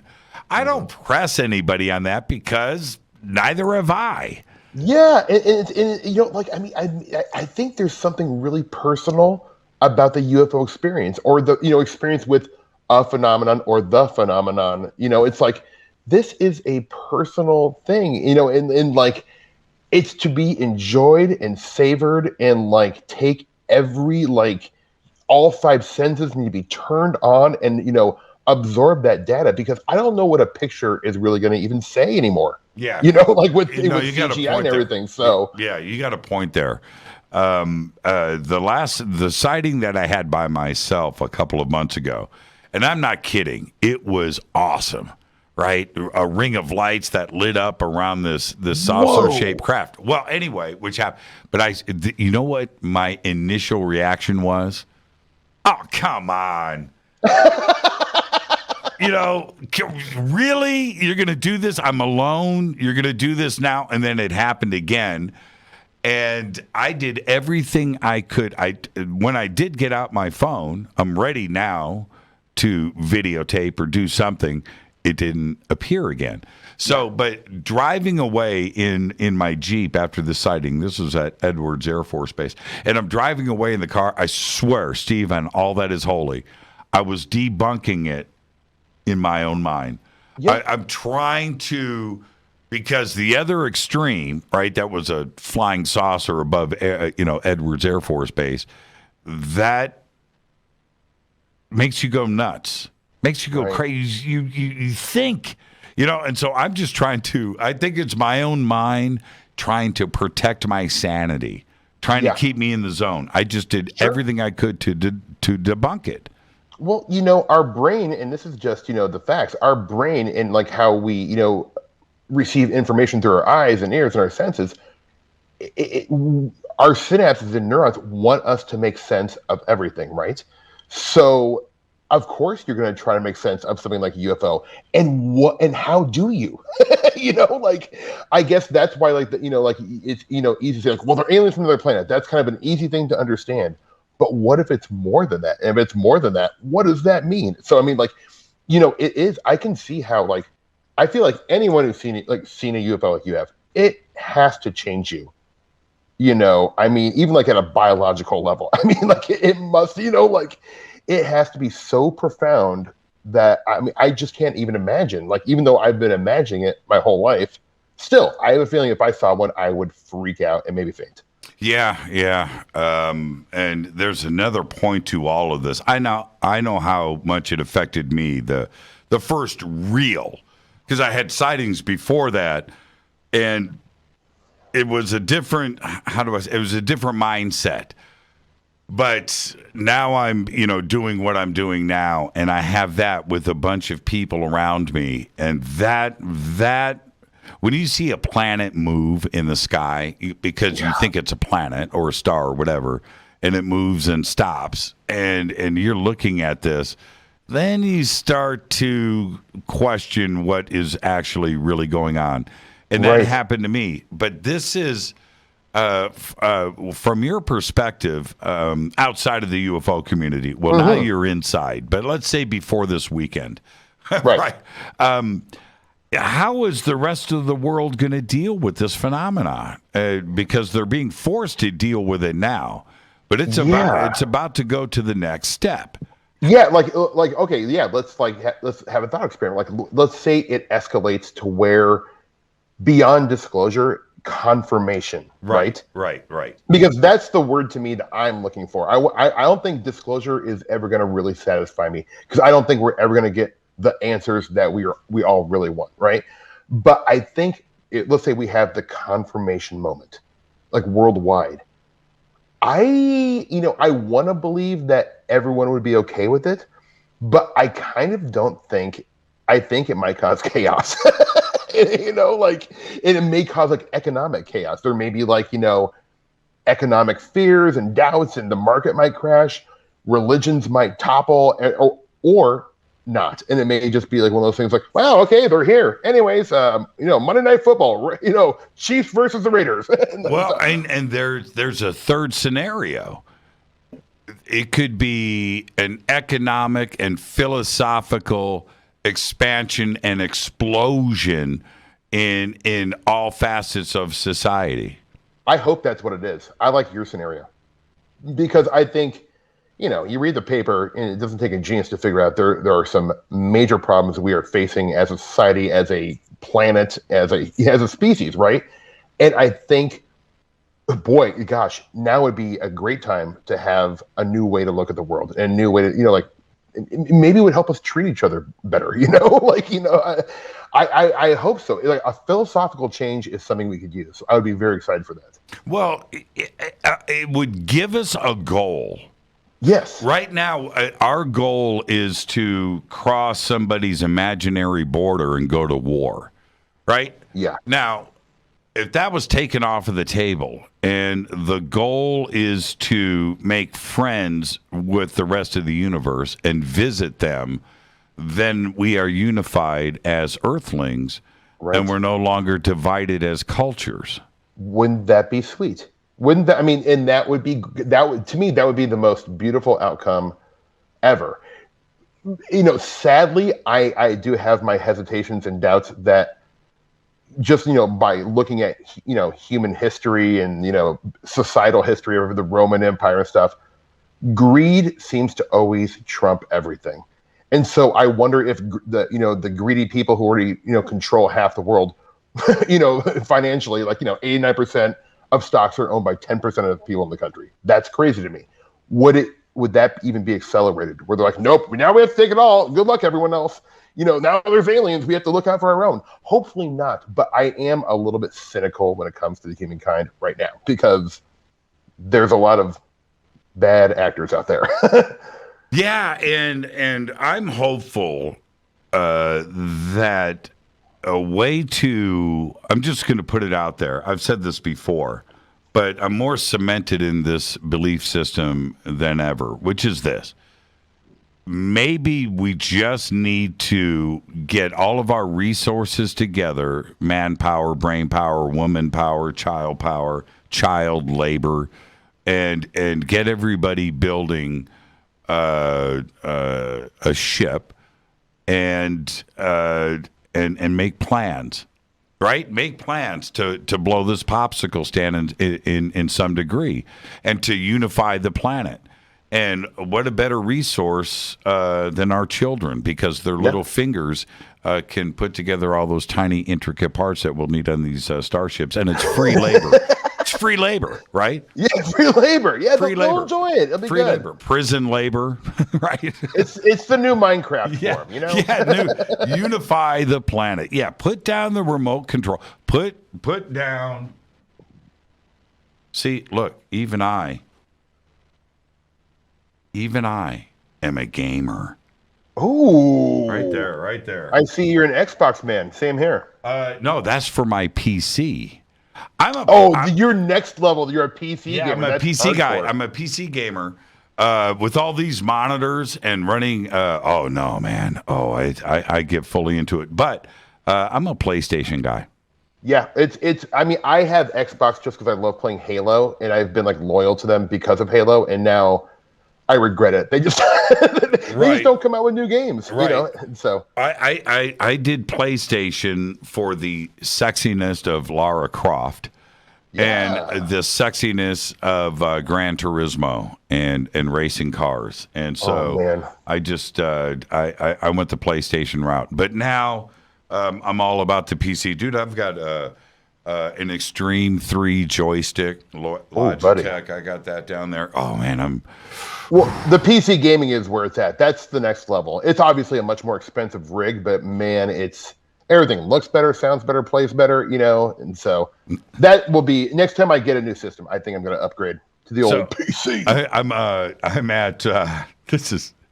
I'm 58 years old, and I'm at Best Buy eyeing the driving chair, right, with the pedals and the steering wheel and the stick shift and I'm like, that's it, man. Bye, cruel world. I'm getting a NASCAR Formula One driving chair. There you go. Could you imagine that? You'd love it. I was this close, man. I was this close. You know what? I don't even know why I didn't get it.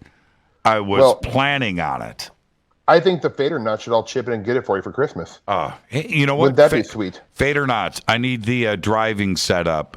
Anybody would like to gift me, I will give you my P.O. box. Think about what he gives to you people. Come on. Somebody. 5 nights a week. Third Stone just posted up version 1 of Lara Croft, Tomb Raider, right? The first version on PC. Oh boy! And we thought that was hot. I'm looking at it. It's friggin' triangles, right? Yeah. And those gamer dudes are just like, man, Lara Croft is so hot, man. Look at that rhomboid. Yeah, look at her climb those rocks. Oh my God. I did, man. I went down that path. I did. I really did. But if this thing goes to the next level, I am a little bit worried. It's not the petrochemical industry. That's going to be a concern. And, of course, government and military. Right. But the religions around the world, Catholicism and Islam and which, we're 7.5 billion people on this planet. Well, 4 billion are pretty dedicated religious fundamentalist, right? Is that really the number? Wow, that's well, I'm pulling stuff out of my butt right now, but it sounds no. You're good. I mean, it sounds. I mean, I believe it. You know. Yeah. And what does that do? They have to do something to. They have to embrace it. They can't go into denial, but now they have to work it into their dogma. Yeah.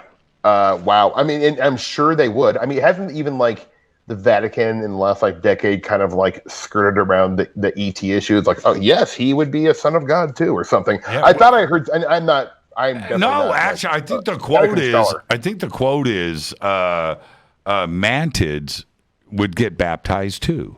I think that was Pope John Paul II. Mantids. Yeah, that's a race. No one ever gives them credit. Yeah, that is racist. You know what? Actually, that brings me to something I wanted to ask you. I thought about this over the break, right? So, in terms of disclosure, I feel like a true disclosure that everyone would be satisfied with would be when they here's my opinion, my take on it. If it's about craft flying through the sky, obviously it's interesting and I am totally excited about it. But what I guess is really gonna make my head spin around is when they start talking about the contactees, and they start talking about people who have close encounter experiences. Because one thing that with all the UFO narrative that's going on in the Washington Post and Politico and New York Times, they are hardly touching any case prior to 2004. Won't touch it.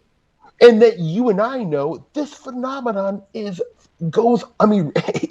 been going on for a long time, maybe even for longer than we have even been able to record things down on paper or whatever. So I feel like, in a way, part of me is frustrated that it seems like they're like, well, the UFO phenomenon started in 2004 and that's all we're going to deal with. But what happened about all the research before that? What about Calvin Parker? What about absolutely? And discussing. You brought up Lonnie Zamora, right, and Socorro. Not a true contact experience, but what were the beings that he saw outside of that craft, right? That's Betty and Barney Hill, Travis Walton, and we could continue with this, but if we. If this goes to the next level, like you're saying, that stuff's going to have to be addressed because the government went out of their way through back channels, the UFO community, television, media, Larry King, Philip Klass, to absolutely embarrass and ridicule. How many Calvin Parker jokes were there about a couple of fishermen in the swamps of Louisiana that have an anal probing session with? I mean, think about poor Whitley Strieber, man. I mean, he was the butt of every joke for 20 years, and that guy was traumatized. South Park, right? Yeah. Now, okay. So, which I absolutely. Whitley's probably listening right now, and he texted me yesterday and said, "Thank you, Jimmy. You bring out the best in me." And coming from Whitley, so I love Whitley. We have a great relationship, but South Park was pretty damn funny, and it's a great show. I love Trey and Matt, man. But I feel sorry for Whitley, dude. I really do. I feel bad for him. But the approach to something like a stand-up comedian or a TV show or South Park, this is taking it out to another audience that doesn't know Whitley, right? That they don't love Whitley like we love Whitley. Yeah. But the conversation certainly gets started, and the phenomena gets discussed in its own way. And I'm being very, very, very serious right now. You and I talked about this on stage, right? And I think that, okay, you're my guest. It's about you. But let me say this. I stepped off the stage. When I'm speaking in front of a bunch of people, you're not getting my representative. You're getting Jimmy Church. Right. Okay? All right. And so some things pop out of my mouth. They just do. Somebody comes up to me. I can't say what I was going to say. But no, I'll say this. Somebody that you might have met this weekend. That's all I'm going to say. I'm just going to say that. Came up to me and said, Church, you can't make jokes. This is not funny. This is not. And I said, wait a minute here. First off, yes, I can. Yeah. And you need to loosen up. And if we can't laugh at ourselves, not all of it, but if we can't take that opportunity to laugh at ourselves, then we're the problem. Absolutely. Right? And I truly mean that. Yeah. When in comedy, when Sam Kinison talking about, skinny Ethiopian kids, living in sand. Well, harsh. Yeah. Funny. Really funny. Yeah. The thing is, though, some people aren't able to understand the filters. Like, he's performing comedy. This does not mean that Sam Kinison believes that Ethiopian kids are just people who live in sand and their lives don't matter. That's not what he means. So when people take comedy literally, I think maybe they're not understanding what the comedian's trying to do, right? And I'm all for aiming to the top of your intelligence. I think sometimes, like, picking on certain groups of people and stuff like that is way too easy and not the smartest comedy. It's not what I like, personally. But if some comedians want to do it, I don't think they necessarily need to be censored. You just don't have to consume what they're offering. You're right. So if I don't like it and that offends me, well, then I just won't watch it. Case closed. They're in my rearview mirror. So, but I don't think their lives need to be ruined. It's not for me. No, and that's okay. Censoring comedy, censoring art, censoring theater, censoring cinema is a zone that we don't need to go into. Look, people, it's dangerous. If it's not your cup of tea, don't watch it. Don't listen. It's really that simple. If you want to switch the channel over to the 700 Club, go for it. Yep. I'm okay. Right? Yeah. It should really be about that. Have you ever regretted some comedy that you've done? Okay. Yeah. Well, when I was doing a lot of sketch comedy, right? I was writing a lot of shows and writing a lot of sketches, putting them up, and I wanted to kind of go bold. And so a group of my friends and I, we wrote a musical about Waco. It was called Waco the Musical. And, I was definitely young and in my 20s, and I was not trying to be mean, but I think in retrospect, when I think back at it, I'm like, maybe you could have taken a different approach. And I was not, and my intention really was not to laugh at the death of these people, but was to talk about what a blunder the government made in letting these people die, and kind of just, and also to be kind of, edgy, I suppose. I was young, you want to be edgy when you're young. Okay. Did I hear, did you say musical? Yeah. I know, man. Wow. It was funny though. I thought, right now, if I put that show up right now, I'd be murdered. Yeah. But I admit it, I did, and there was nothing, racist, homophobic, or anything like that about it. But I was taking a tragedy and making comedy out of it, which is a lot of times okay for me. I probably didn't write it in a smart enough way because I was young and still pretty green at the time. Right. But I don't regret doing it. It was a great experience, and some people at the time really liked it. Some people I think did not like it, but that's okay. You can't win it all. Well, if you go back, both versions of the directors, whoa, right? It's or the producers. The directors, the producers. The producer, the Mel Brooks thing, are you talking about? Well, let's back up because that's where I was going next. A musical comedy about Hitler is that's a roll of the dice. Exactly. Exactly. And then if you go back and you look at something like Blazing Saddles, where I don't think that there's any question that it is absolutely cinema perfection. It's comedy perfection. There are moments in that film that probably have never been funnier ever. Right. But it couldn't be made today. No. And even, I mean, the thing about Mel Brooks, I mean, we're talking about the guy who did that kind of stuff better than anyone who's ever lived, in my opinion. You know, like he actually, I mean, he was a, he is a very proud Jewish man, and he made a musical about Hitler. So I don't think it's my place to tell him he can't do that.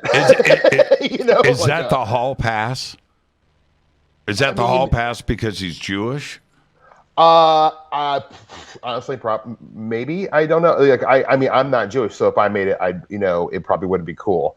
I don't know. Maybe, it might have been the era, but who knows? But I also think, beyond anything, it was Mel Brooks. He wrote a great script, a great musical, and they're like, this is undeniably funny. His point is not to like glorify Hitler. It's to make him look like the horrible person he is. Right, it's to remind us how awful he was by making him look like a boob, by making him look like an idiot. Right. So it's really smart cerebral comedy that, I guess if you looked at it on the surface, maybe you would be offended, but if you really watch it and really understand it, no, he has a point. What do you think? Oh man, I just blew past a commercial break. Oh man, Oops. Sorry about that network. I'm taking it now. Race Hobbs, I'm so sorry. That's what happens. Steve sucked me in. It's Berg's fault. No, I'm throwing. That's all on you, bro. I know. This is Fade to Black. We'll be right back.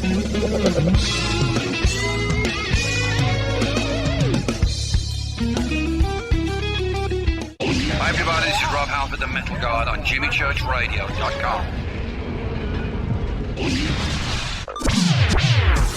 Your 1 million gigawatt paranormal powerhouse, KUNX-DB, VX. Why is it we're not very good with our health regimen until it's too late? We don't put oil in the car until the engine blows up. When the body's out of balance, your health is not so good. Give your body some love. Log on to GetTheT.com. That's GetTheT.com. Try our Life Change Tea, which cleanses you from harmful intruders. A clean colon is one of the ways to bring the body in balance. We also carry organic supplements to help you get where you need to go. So do your body a favor. Log on to GetTheT.com. That's GetTheT.com. You can even visit our sales page to save some dough. Does anybody call money dough anymore? Anyway, if you're looking for short, helpful health tips, go to YouTube and punch in Health Matters Now. That's Health Matters Now. So, log on to GetTheT.com, shop, get balanced, then learn some cool tips at Health Matters Now. You'll be glad you did. That's GetTheT.com. This is Jimmy Church of Fade to Black, and I only drink Fade to Black blend coffee from Rivermoon. Just click on the Rivermoon Coffee banner at JimmyChurchRadio.com. Promo code F2B Blend. This is the only way forward. This is Fade to Black. Make contact. When you're in the house for longer periods of time, you can see them flying or running across the floor. Ooh, yuck. They're unhealthy, gross, and disgusting. Bugs. I loathe bugs. We keep a clean home, but occasionally bugs show up. Well, I found something that is tougher than bugs. Orange Guard. On contact, it kills hidden bugs, including ants, roaches, and fleas. Plus, Orange Guard is a residual repellent. All of the ingredients of Orange Guard are on the FDA generally recognized as safe list. Orange Guard may be used around food, humans, and pets. It comes with a 30-day money-back guarantee. Orange Guard. Available at orangeguard.com, Whole Foods, and Ace Hardware. Gold loves chaos. uncertainty, and disarray. History shows us what gold does when people aren't sure about the government, the stock market, their jobs, or their retirement savings. Our national debt is skyrocketing. Gold and other precious metals are a defense measure against inflation and a stock market that might take years to recover. So what can you do right now to protect yourself? Call United Gold Group. We offer gold and other precious metals delivered securely within 72 hours. Are you worried about the stock market? We can also help you set up a real gold or silver IRA or a 401k. Safe and secure. United Gold Group makes gold ownership affordable. Call now and get up to $2,500 in free gold or silver with a qualified IRA. Call 800-753-8534. That's 800-753-8534 or visit UnitedGoldGroup.com.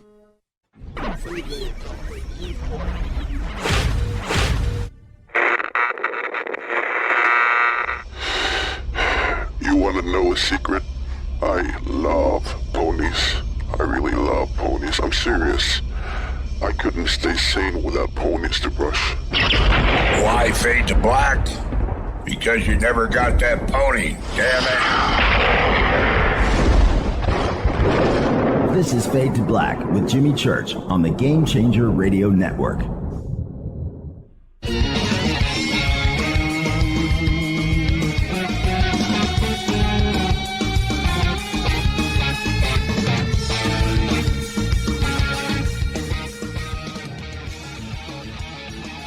Welcome back, Fade to Black. I'm your host, Jimmy Church. Tonight, Steve Berg is with us and blew right through that race. I'm so sorry. Race probably, that was the best moment of the show, but we probably got preempted by their commercials. And they missed all of that action. I went through a period, Steve, when Whitley's book came out, Communion, that cover affected me so much. I'm not the only one, of course, but I had to have it flipped over in my room. I couldn't walk in and see it. It profoundly affected me in a lot of different ways. Is there a race of beings that does that for you? Oh man, well, yeah, they all kind of scare me. Obviously, yes, I would have to agree with you. I mean, I remember I was 11 years old at the Westroads Mall, and my mom was taking me to Walton Books, and that book, it was a bestseller at the time, so it was on the display case, and I remember seeing it in just like a tractor beam. I was like horrified by it, yet intrigued, and my mom bought it for me, and I remember reading it like real fast. When I was pretty young. And it scared the living daylights out of me. I mean, terrified me in a way that I'd never been terrified before. And I was like one of those weird kids who was watching like Texas Chainsaw Massacre at 9 years old and like way before I should be. But that book was the most troubling thing I'd ever read in my life. Yet it like fed my lust for UFO knowledge, like even more. Yeah, I went through, Communion did that to me. There were moments, and during that 3, 4, 5 year period, I had read The Andreessen Affair a couple of times, and then plowed through Communion, and I found myself, I'm not exaggerating when I say this, I would read with one eye, because my other eye was looking around the room or looking at the bedroom window, right? I mean, it was a crazy experience to go through. Oh, it really was. And like, I mean, I love Whitley Strieber. To me, he's like the poet laureate of the UFO world. He's like the scribe. And speaking of, I'm total side. Well, I'll hold on to this because I do want to ask you about this. But that book was such a, there's, if you went back into, I'm sure like a guy like Richard Dolan could do this, but he could probably pinpoint where there was big jumps in evolutionary like knowledge or consciousness about the UFO phenomenon. And Whitley's book was definitely one of those like, meteoric jumps where you'd heard about the contactee stuff, a little bit about abduction, but abduction, UFO or alien abduction, quote unquote, like was mainstream after Whitley. Yeah. There is something about that kind of experience that he went through that has to affect the individual in a profound way that we don't understand. Yep. And he has tried to verbalize through writing and through interviews his psyche, his outlook, his perception, and how all of that was altered.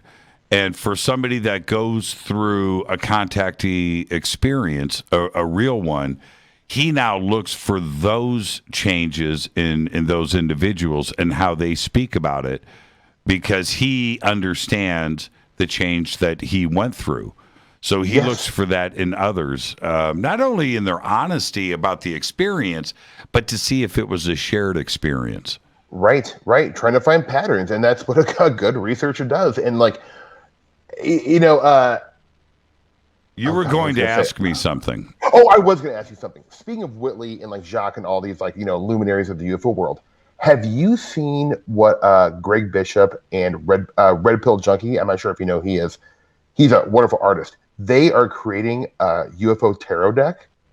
Oh, really? With all kind of the luminaries of, in the art is absolutely gorgeous. I'm going to buy you one of these decks when they come out. You are going to love it. It is so damn cool. Yeah, Greg is somebody that not only that I have a huge amount of respect for, but he's somebody that we don't hear enough from in the UFO community. Yeah. And I remember, and I'm sure you've done the same thing because you guys are friends too, but I remember a couple of conversations. I was on long drives, and Greg and I are on the phone, and I mean, I was just like, you've got to be the smartest guy I've ever met. I agree. And I worked with him for a long time, but that's one side of Greg. But the other side, he has been at the center of some pretty profound events in UFO history, and he doesn't talk about it. No, I mean, you know the famous Bill Moore incident at the MUFON convention in the 80s, where he came out and told everyone he had been working with the military disseminating disinformation. Greg was outside working his swag table. Yes. When that was going on. Yes. I mean, like... Greg, I've been very critical of Moore over the years. And one day he calls me up, and Greg, if you're listening, I'm sorry that I'm saying what I'm about to say. But so I said what I said. He called me up the next day, Church. I got to talk to you about Bill Moore. And he schooled me for a couple of hours. Didn't change my opinion. Right. Okay. But certainly opened up my eyes to a few things. Yep. But I didn't know that about Greg. Yeah. I didn't know. Yeah. It's like, Greg, what don't you know? Yeah, no, he is he honestly, like, like I get a quick little thing, like about 10 years, I guess maybe like 12 years ago, I wrote him an email. I found his email address and just wrote him and said, "Can I take you out for lunch?" And then we became golfing buddies down to Los Feliz 3, the little pitch and putt golf course, and we just talked UFOs. Are you talking about Roosevelt? We go to Roosevelt as well. We went to all the the cheap public golf courses, and we would just golf. And he was like, I always told him he's like my UFO mentor in a lot of ways, because he really was able to synthesize a lot of these complicated ideas and help me understand them. And I adore that man. I think he's so great. Right. That Los Feliz par 3 is epic. It is epic. Oh. They shot swingers there. Oh man, yes they did. Yes they did. But that was my hangout. And also across the street, up the road a little bit, Studio City Golf. That little par 3. That place right off Ventura? Yes. And, that place rules. Yeah, next to Jerry's Deli. Oh, come on. And they closed that Jerry's Deli, too. Yeah, I can't believe it. And what are they doing? And then up the hill, up into the valley, about 2 miles away, is Billingsley's. Have you ever played that par 3? No. And it's next to Lake Balboa. It's called Billingsley's. You know why? Why? It's owned by Barbara Billingsley. Leave it to Beaver. She owns a public golf course? Yes. Right there at Billingsley's. Oh, you learn something new every day. That's amazing. Yeah. Golf was a part of my life. Golf and UFOs. And all of my buddies. They pair well. Yeah. No, they do, actually. You know? They do. They go right together. Yeah. Now, but I want to stay on this, though. I'm leading you into something else. Do you think that E.T. understands comedy? I think E.T. is the most pure form of comedy, or whatever the phenomenon is. I think there is, there's that kind of idea, and I don't know where exactly it comes from, it's how ancient it is, but the idea of the trickster. The UFO phenomenon is so trickstery. It appears, and it's funny. Think of the Symington case in Wisconsin where they give the guy space pancakes. Yes. I'm sorry. That's one of the funniest things I've ever heard of. Right. So yes, I think they understand comedy. In fact, I think they use comedy to confuse us and mess with us. The White House lawn, right? There it is. Yeah. It happens, and dude steps off, and it's like Hunter S. Thompson.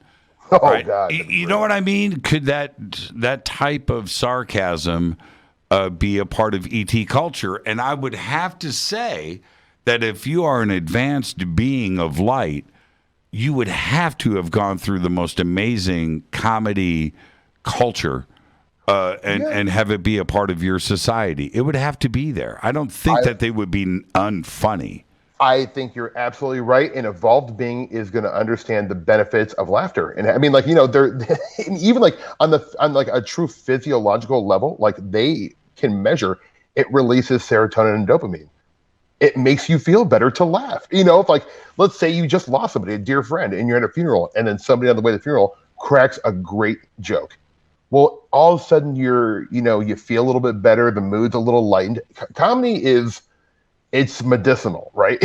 So I would think a higher form of intelligence would absolutely understand comedy and utilize it even when they're interacting with like little ants like us. So you're suggesting that it doesn't matter what the event is, laughter should be allowed, at least a little bit. Absolutely, I do. I think even if you think about I love everything about the UFO world, right? I love UFO ephemera. I even like looking at Billy Meyer's pictures, even though I know I shouldn't know. I don't believe they're genuine, right? No, they're not. But I love looking at the craft. I think they're beautiful photographs, and I think they're kind of funny looking. They're so ridiculous, some of them, that they make me laugh, and I love it. Have you had your heart broken on a case that you steadfastly were fascinated in, and then you found out it wasn't real? Oh, man. I'm trying to think of one that I can give you an example on. Oh boy. Well, I mean, something current, and I'm not saying I don't believe it, but right now there's kind of a Travis Walton, controversy. Right. And I'm not saying I don't believe Travis. I don't even know what the controversy is. I haven't studied what people's claims are of why it's a hoax. But that one would disappoint me because I met Travis, and as a kid, that was a really important case to me. But I guess that's not really what I'm trying to think about a case that. I can't think of one on the top of my head, honestly. But I know I have been disappointed probably so many times. Well, one of the reactions from many veteran researchers that repeated itself around this Travis Walton thing, which has completely gone away like it should have. But I was reading these comments. Well, I had some conversations. If Travis Walton is a hoax, I'm walking away. Right. I'm done. That's it. So, I mean, I love the Travis Walton case. I like Travis. I met him 20 years ago, and he I was a kid, a dumb kid, and he sat down and talked to me for 30 minutes, and I mean, it was so meaningful to me, So yeah, I like Travis, man. I think it's a good case. I like the case. I've been a fan of it for a long time, and and I haven't seen anything that tells me it's a clear-cut hoax at all. And I don't know what the new controversy is. It doesn't matter. That case has been out there for 40 years, and every opportunity has been made to strike that case down, and it has stayed on its own. This is the thing, and I wanted to ask you about this. The UFO community has a really strange ability to call BS on its own. They will do it, man. They want stuff to be strong, to be supported. Right. There's no room for BS here. And if you dance in the BS zone, you're done. You're going to get found out, right? You will. I mean, I don't. Yeah, I don't think you can perpetuate a hoax that long. I think, especially with this community, like in the people who are into UFOs, they are not. People who are into UFOs are not casual about their love of this stuff. They will like research it. They'll check like military records. They'll check like where they actually at the location. They do like real detective work. I do myself. One, because it's really fun. Two, it's very interesting. But like, I don't think it would be easy to hoax a UFO, like something as dramatic as Travis Walton. There would have to be so many people involved. There would have to be so many. It would have to be like choreographed so perfectly. Yeah, and I'm not saying it couldn't be, but I'm just saying like it wouldn't be easy. And these guys were like loggers back in the 70s or whatever. I'm like, it just seems like a little unlikely to me that Travis Walton didn't experience something. I don't know what he experienced, but I believe that he believes he experienced something. Yeah, you can't sustain a hoax for 40 years. I mean, that's the only way to look at it. When right, and also, I mean, part of me like likes John Lear as like a character in the UFO world, just because he's so eccentric and like was so part of like the 80s when I was growing up in the UFO world. I read about him, but he's not on the up and up in terms of the stuff he puts out. So you also have to remember John Lear was one of the guys surrounding the Area 51, Bob Lazar story. So already, I mean, that's suspect to me too. Well, okay, but here's the thing with John, and I love John, and some of I do too. Like, I think he's great. Some of his interviews, I have hung on every word and watched them over and over and over again. This is the thing. Dude was a pilot for the CIA running guns and drugs out of Lebanon, right? Yep. Or whatever. I'm making that up. I don't know about the drugs. No, but he was a CIA. Like he was truly, and his family and his heritage and the Learjet. All of that is an amazing life and an amazing career. Mm-hmm. And so his ability to think differently and to jump into this subject and use that magnificent mind of his to look at things a little bit differently, I appreciate it. Mm-hmm. Bigfoot antennas on the moon. I don't, giant soul catchers on the moon. I don't know about all that, but it certainly caused for some great nights of me thinking about things and stuff. So now I need to take a break. So let's go into overtime. Let's do that now that we offended half of our audience. But let's keep this going. Boom. I can't get. It's hot in here, but Steve Berg, you don't get ruffled. No. You don't get ruffled. Unflappable. That's what I'm talking about. Let's take our break right here. This is Fade to Black. Our guest tonight, Steve Berg. We're going to continue this conversation. The good part is, Steve, when I go into overtime, we tend to loosen up.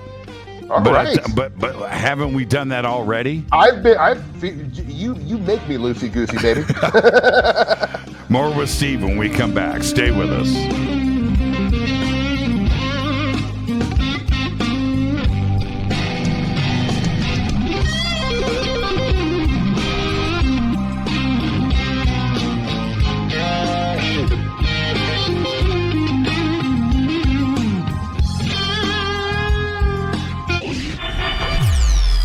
You're listening to Jimmy Church and Fade to Black on the X. Hey, what up, y'all? It's your girl Vivica Fox here, and you are listening to my boy, Jimmy Church, on JimmyChurchRadio.com. Despite popular opinion, reading a book will not make you smarter. But listening to This is Jimmy Church of Fade to Black, and I take Life Change Tea supplements every single day. It's what I do. Click on their banner at jimmychurchradio.com. When you take the beans from Central America with dashes of Indonesian and African mixed in and then roast it to the dark side of Fade to Black, you create the ultimate brew of fringe. Introducing the Fade to Black blend from Rivermoon Coffee. Yes, Rivermoon's darkest customized roast was created for the love of Fade to Black. The alchemy of masterful roasting and smoking the beans is in every sip of this full-bodied, dark Java. I need my coffee dark, deep, with distinct bittersweet chocolate highlights, just like the bunker. Leaning further into the darkness of the roast is Fade to Black blend from Rivermoon Coffee. Just click on the banner at jimmychurchradio.com and use the promo code F2B Blend for 15% off of your order today.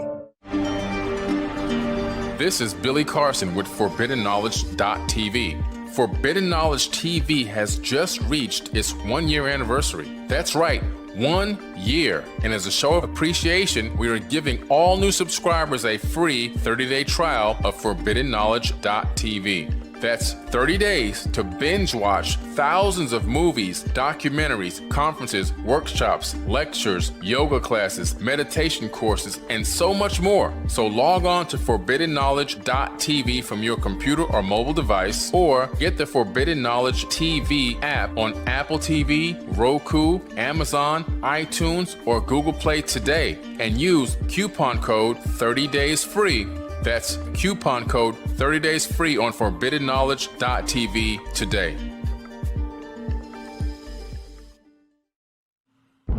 Are you intrigued by Paranormal Talk Radio? You'll love the new Paranormal Radio app from TalkStream Live. You'll find a great selection of talk shows covering UFOs, ghosts, strange phenomena, and much more. Download the Paranormal Radio app now and start listening to the very best in paranormal talk entertainment, including the network you're listening to right now, the Paranormal Radio app, free in Google Play and the iOS App Store. This is Kristen, Erica, Brittany, Gabby, and you're listening to JimmyChurchRadio.com.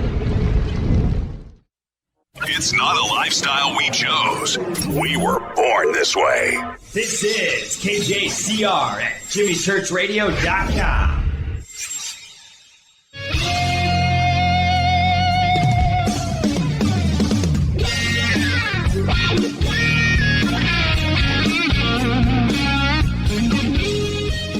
Welcome back, Fade to Black. I'm your host, Jimmy Church. Overtime with Steve Berg. Not a big surprise. This is Fade to Black. What a great conversation tonight. And here's the deal. And you've been observing and watching, and things are developing. Is the government our friend? Are they really on our side right now, Steve? Ooh, I mean, loaded question. Oh, God. I mean, look, I don't think there's like a lot of grand conspiracies, but I don't think they always have our best interest at heart. Simply because I'm, you know, without getting overly political, I think like corporations sort of are more powerful than the Oval Office or the Pentagon. And I don't think corporations have our best interest at heart. So maybe, therefore, I don't think they do. Does that make sense? That's my way of talking around it, I suppose. Yeah, that was actually a political dance. Why do you think suddenly it appears that there's some kind of mutual cooperation and they want to discuss this? There's a reason for it. Why do you think that is? Well, you know, I mean, it seems like that without, I mean, okay, to me, like, you know, just like even as a person who wouldn't be into this topic, I would think because maybe there's an inevitability that it's going to become abundantly clear to everyone and they're just trying to get ahead of the story, or they think another country is going to come out with it, so they're trying to get ahead of it, or they are trying to get control of the subject in a new way. right? Because if they come out with it now and they're just basically kind of dealing with the UFO problem from 2004 and beyond, it's because right now it seems like they're sort of rewriting a bit of UFO history by ignoring everything else. And that really annoys me so much. So I think in a way it might be to try to gain a new kind of control over it. Maybe. I mean, I don't think it's because they're like, hey, you know what? Everyone deserves to know about what's going on with UFOs. I don't think it's that, really, right? Do you? I mean, like, do you think that the government's just really like, guys, they've been super patient. I think maybe it's time we told them what's going on. Like, right. And here we have at the same time, your video feed froze.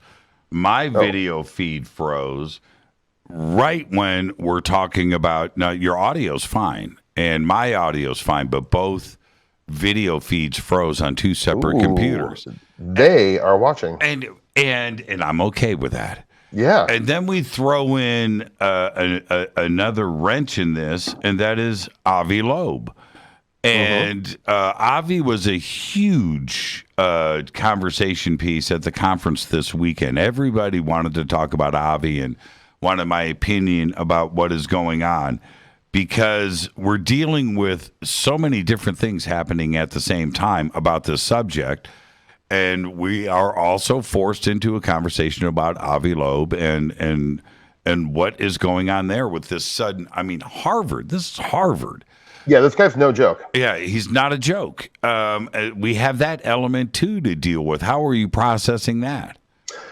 I actually, to me, that is every bit as exciting as, in some ways, more exciting than, the New York Times article, because this guy was actually theorizing, about what this stuff could be, what this could be. And he was like, look at this thing. It's massive. It looks like a structured like rock, and it doesn't behave like an asteroid or a meteor or anything that, space junk. And this is a bona fide guy who's not related to the government, who I don't see would have any kind of upside or interest in disinforming us, right? Where you can always find a reason why the government, like, you can kind of always, even if you're not like a big conspiratorial person, you can always kind of see how the government would benefit from disinforming us about things. I mean, they tested gonorrhea on people for like 10 years. And then, like Obama was like, yeah, by the way, in the 40s, we tested gonorrhea on you guys. Sorry about that. So, I mean, like, it's like I trust Avi Loeb more than I trust the government about UFOs, I guess. And Avi, there's another part to him. And I think that anybody that wants to understand where Avi is coming from whatever side of the fence you're on with Avi, is read his book and certainly go back and look at his history, because he didn't just pop up with Oumuamua. He has been talking about this for a very long time.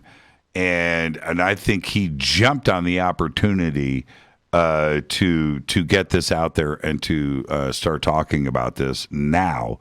But he's been at this for a very long time. This wasn't some overnight revelation that he had, and he's springing this out on us. No, he's been looking at the universe and astrophysics and the possibility of enormous amounts of life out there, and it has to have been going on for a very long time. But now let's swing it around. There's the government, there's Avi, and then there's Lou Elizondo. Mm-hmm. And does Lou Elizondo, in your eyes, does he represent the Department of Defense, or is he just completely rogue and is running, looking over his shoulder? Man, that is a great question. And I have to admit, I don't think I really fully have formed an opinion about Lou Elizondo. Like, I watch his interviews, and I have to admit, I don't follow the disclosure thing. Like, my interests are probably more reading about strange cases. Like, that's what really like floats my boat. So in terms of, but I do follow it probably more than the average guy. And I mean, Lou in the interview seems very genuine. He seems like he's like a good dude. You know, he served our country. That's real cool. But wasn't he in counterintelligence? Yes. So, I mean, if there was anyone who would be qualified to disinform the public, it would be a guy like him. So I'm not saying he is at all. I mean, I have no idea. I don't have any like real opinion on it, but I'm just like putting these thoughts out there. Like, I don't think, you know, because what he's saying is kind of anecdotal. He's like, this is what I know, this is what I saw, but he can't, other than like the videos that are being released, he's not really backed much up unless I'm unaware of it. No, you're right about that. And here's the rub for me. Obviously, I have a relationship with Lou. Okay? Now, right. But I'm also not stupid. Yeah. So his background is counterintelligence. And if anybody is going to have the ability to mess with me, it would be Lou. Yeah. And here it is. I'm just going to be straight up. He's really good at it because Sure. I'm buying what he's selling right now. Yeah. And now, could it be in the future that I got all of this wrong? No, I'm squinty-eyed. And Lou and I have had the discussion that you and I are having right now, I've had with Lou. Right. I have to have this conversation with Lou. Yeah. I have to. And you got to put all your cards on the table. The thing is that Lou's goal and my goal are the same thing. Right. Right? Trying to get information out of the government. Trying to get this discussed. Trying to get this out in the open. All right? So that's the goal. Now, some of the things that I think the approaches are completely different, but like I said at the conference this weekend, I've said it on the show, but that is this. Our goal cannot be, Steve, to sit on our hands and let the government control this narrative. No, the government works for us. It's not the other way around. And what we have to do is keep the pressure on, keep our foot on the neck of Washington, D.C., and don't let them up. Right now, we're in that position, but we can't relax on that. Right. And like my question is, because I just don't understand how we do that. Like how we put pressure on the government and actually have them take us seriously. Because I mean, like, because people have been clamoring for UFO disclosure before I was born, and they haven't given given a care. I don't know. I'm trying to censor myself. They haven't really cared what we've thought, and they've just been like, "Yeah, you want to know about UFOs? Well, tough cookie. You know, you're not going to get it." So, I guess in terms of applying pressure, absolutely. I want all their data. I want to know what they know about contactees. You know, I want to know everything. I want to see crash retrieval. I want to see, alien bodies or whatever. But I'm not sure unless it's like someone with extreme political power. But like, Chris Mellon, he's a pretty connected guy. How much has he been able to do? How much has John Podesta been able to do? So that makes me kind of cynical about the whole thing, where I'm like, I don't know what I can do other than cheerlead people. Right. Well, if we go back, and you're 100% correct on that, and if we go back to the efforts of Gerald Ford, in the late 60s, right, and the progress that was apparently made and then stonewalled, right? Okay. Right. We haven't had anything since.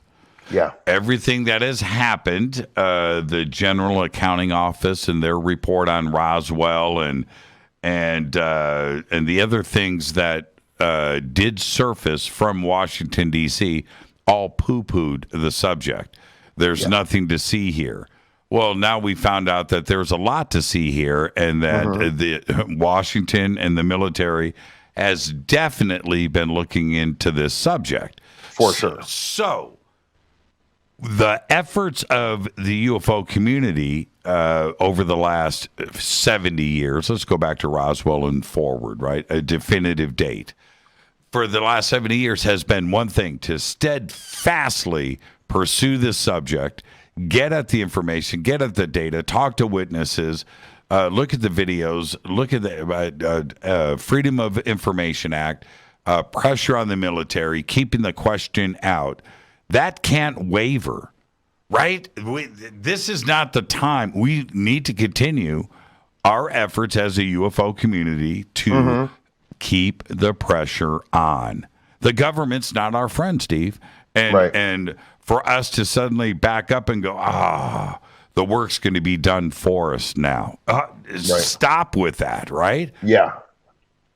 Well, I totally agree. I think proactivity with this subject is vastly important, and I think it kind of works like this. I think the people who, they're like myself personally. I sort of take myself out of UFO activism in terms of wanting the government to release it, because I feel like it's personally myself, it feels pretty futile.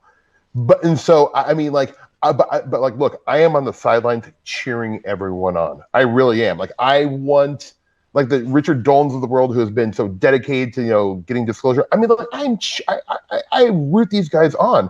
It's just I feel like I can offer nothing towards to helping disclosure. Even as a comedian, what are they going to do? I'm going to make it funny, and then it's going to be a joke. So if I felt I could contribute to UFO activism, I absolutely would. I just don't know what my role personally would be.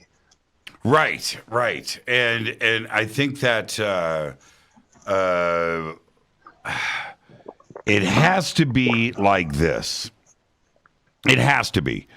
There are the witnesses that you are talking about, the contactees that you are talking about, and their emotional investment into this question involves their relationship with friends and family and coworkers and all of those elements that surround them. For them, we need to get to these answers. Yeah. We have to do that. I mean, as a community, we have to not lose sight of how we got here, and those out there that have been screaming forever and not getting the attention that they deserve. And if disclosure happens through the government and that official, right, that confirmation that you were talking about earlier, that will allow everybody to remove that distress right out of their lives. When am I going to get that vindicated? When am I going to get my own government to step in and start supporting me on this? Right. And that's what we need. And that's that. I'm going to stay right there, Steve. Yeah. Can I ask you a question, just because I'm curious about how you see this, to be honest? Do you think it, let's say next Friday, this Friday, we are going to get disclosure or confirmation? How many people in the UFO community, what percentage do you think would be like, this is BS, now the government's trying to spin it, Project Bluebeam, now they're double downing, they're double down the lie? There would be a percentage of people who would not buy it no matter what if it came from the government. Well, that's and they wouldn't be wrong in believing that, because they've been lied to for so long. That's right. I wouldn't blame them. That's right. And the answer is not a cop-out. The answer is an honest one. You are always going to have those that question everything. You're right about that. That's it. And we need that. We need to constantly put ourselves in check. So, I agree. Look, when December 17th happened, when that moment happened, I had a huge sense of relief. I almost crashed my car, to be honest with you. I was listening to KFI Talk Radio, a station that I'm on, and I'm listening to, and I hear this report: UFOs are real. We'll be right back after the break. I was like, what? Whoa! Hold it now. So anyway, even with that huge sense of relief, there was a part of me and others in the community was like, hold on, that's cool, but why? Right. And so we have to have that. We have to have that check and balance. So let's say that confirmation happens. That moment is there. there's going to be a lot of us that are going to be pretty happy. I'll be the grand marshal in that parade. I'll be in the front car convertible. Should be too. With a bright green ET feather boa, waving around. I'll be that guy. But we need those out there to go, okay, hold on a minute. Right. Okay, slow down. And you need that. You need that. And it's going to exist. I mean, is there ever 100% all in? No, the bell curve applies to just about everything, and right. Certainly it will with disclosure. Right. I also wondered this too. I think about this a lot. Like, I am pretty convinced at this point that the government is holding a whole lot of data that they've been collecting for decades, right? Maybe, in crash retrievals and beyond. But I also wonder if after all these years and after all these years of reverse engineering things or trying to figure out who they are, what they want, they may not know what it is. I am not convinced that the government actually has any more idea of the provenance of where these craft come from or who these beings are than you or I do. Yeah, you know what I'm saying? Like, they still might be like, what? We don't know what this stuff means, still. It's frustrating them. I wonder, I've said this so many times, but I'm going to say it again right now. Tsoukalos, on the show, Giorgio, a few years ago, said one of the most profound statements I've ever heard. And it was this, Steve. He said, look, White House lawn, right? We keep going back to that vision, right? The saucer lands. And we start communicating with ET. What we will find out is that all of us, every single one, were wrong. And that's, you know what? That right there is probably correct. I like that a lot. That one, it's a humble way of looking at it. Two, it seems honest and accurate.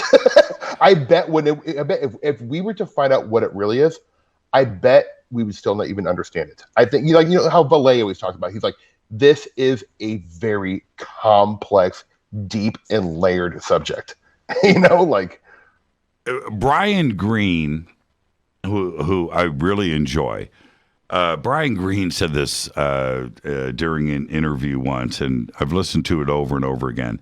But it was so cool for him to say this. He goes, we hook up with ET and we start talking, and me as a physicist, I'm presenting physics to them and communicating.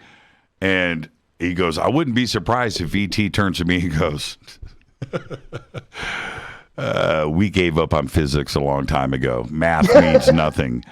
And everything else is way beyond math. Now, think about that statement for a second, right? That makes a lot of sense. Well, it does, especially when you think about, maybe UFOs maybe it's more important to look at UFOs, not who is piloting them, but what it says about the nature of reality itself, right? I think what Vallée sometimes is trying to get to without saying it is that this is a phenomenon that's a cultural thermostat that has affected our evolution and has perhaps played a part in how humans have evolved. And that's deep. And what does that mean? I'm still trying to figure that out, and I think he is too. So yeah, I think when you were just referencing that guy said he's we were wrong. I tend to agree with that. Well, and here we are, right? We're at the end of another year, right? 2021 is clearly in our rear view mirror now. We've made some pretty dramatic steps forward with the UFO question and ET and visitation and contact. I think that we can all acknowledge we're in a tangible area, right, where we can kind of reach out and kind of feel, something tangible happening. Is 2022 the year? Is this it? I mean, to me, I would say no. I'm not very hopeful about disclosure. I mean, I want to be, but like I just haven't seen anything yet that we're going to get more. I mean, like I feel like the next big drop will be like another thing that's tantamount to the Tic Tac. And to me, I'll be excited about that for 5 minutes, and then I'll be on to reading a book about fairy lore. You know, like that's a really good point. How do we do that? In well, certainly in the 120 seconds that we have left in this broadcast, but how do we keep the focus and the attention on this with the world that is in a 10-second, 15-second news cycle? Brother, I wish I had the answer to that, because you're so right. Like, it could very well be like UFOs are real. We know what they are, and people be like, "Oh my God, that's crazy." Oh wait, what did Kim Kardashian do? Right. You know, like. But that's our society right now. That is exactly where we are at. You mentioned Los Feliz. And I had said, made a joke, you know, the 101 and the 405 during rush hour at 5 o'clock, and the flying saucer lands right on the 405 and the 101 interchange at 5 p.m. That's going to be exciting for about 10 minutes. Yeah. But after that, somebody is going to be get that thing off of the road. Yeah, yeah. Right? Justin Bieber gets arrested, and all of a sudden that's that. Like moved on. Yeah, I worry about that too. Even though for me it would be like, almost like talking to God. You know, like seeing a UFO like that to me. So for me, it would be groundbreaking, and I wouldn't be able to. I would become obsessed and think about nothing else.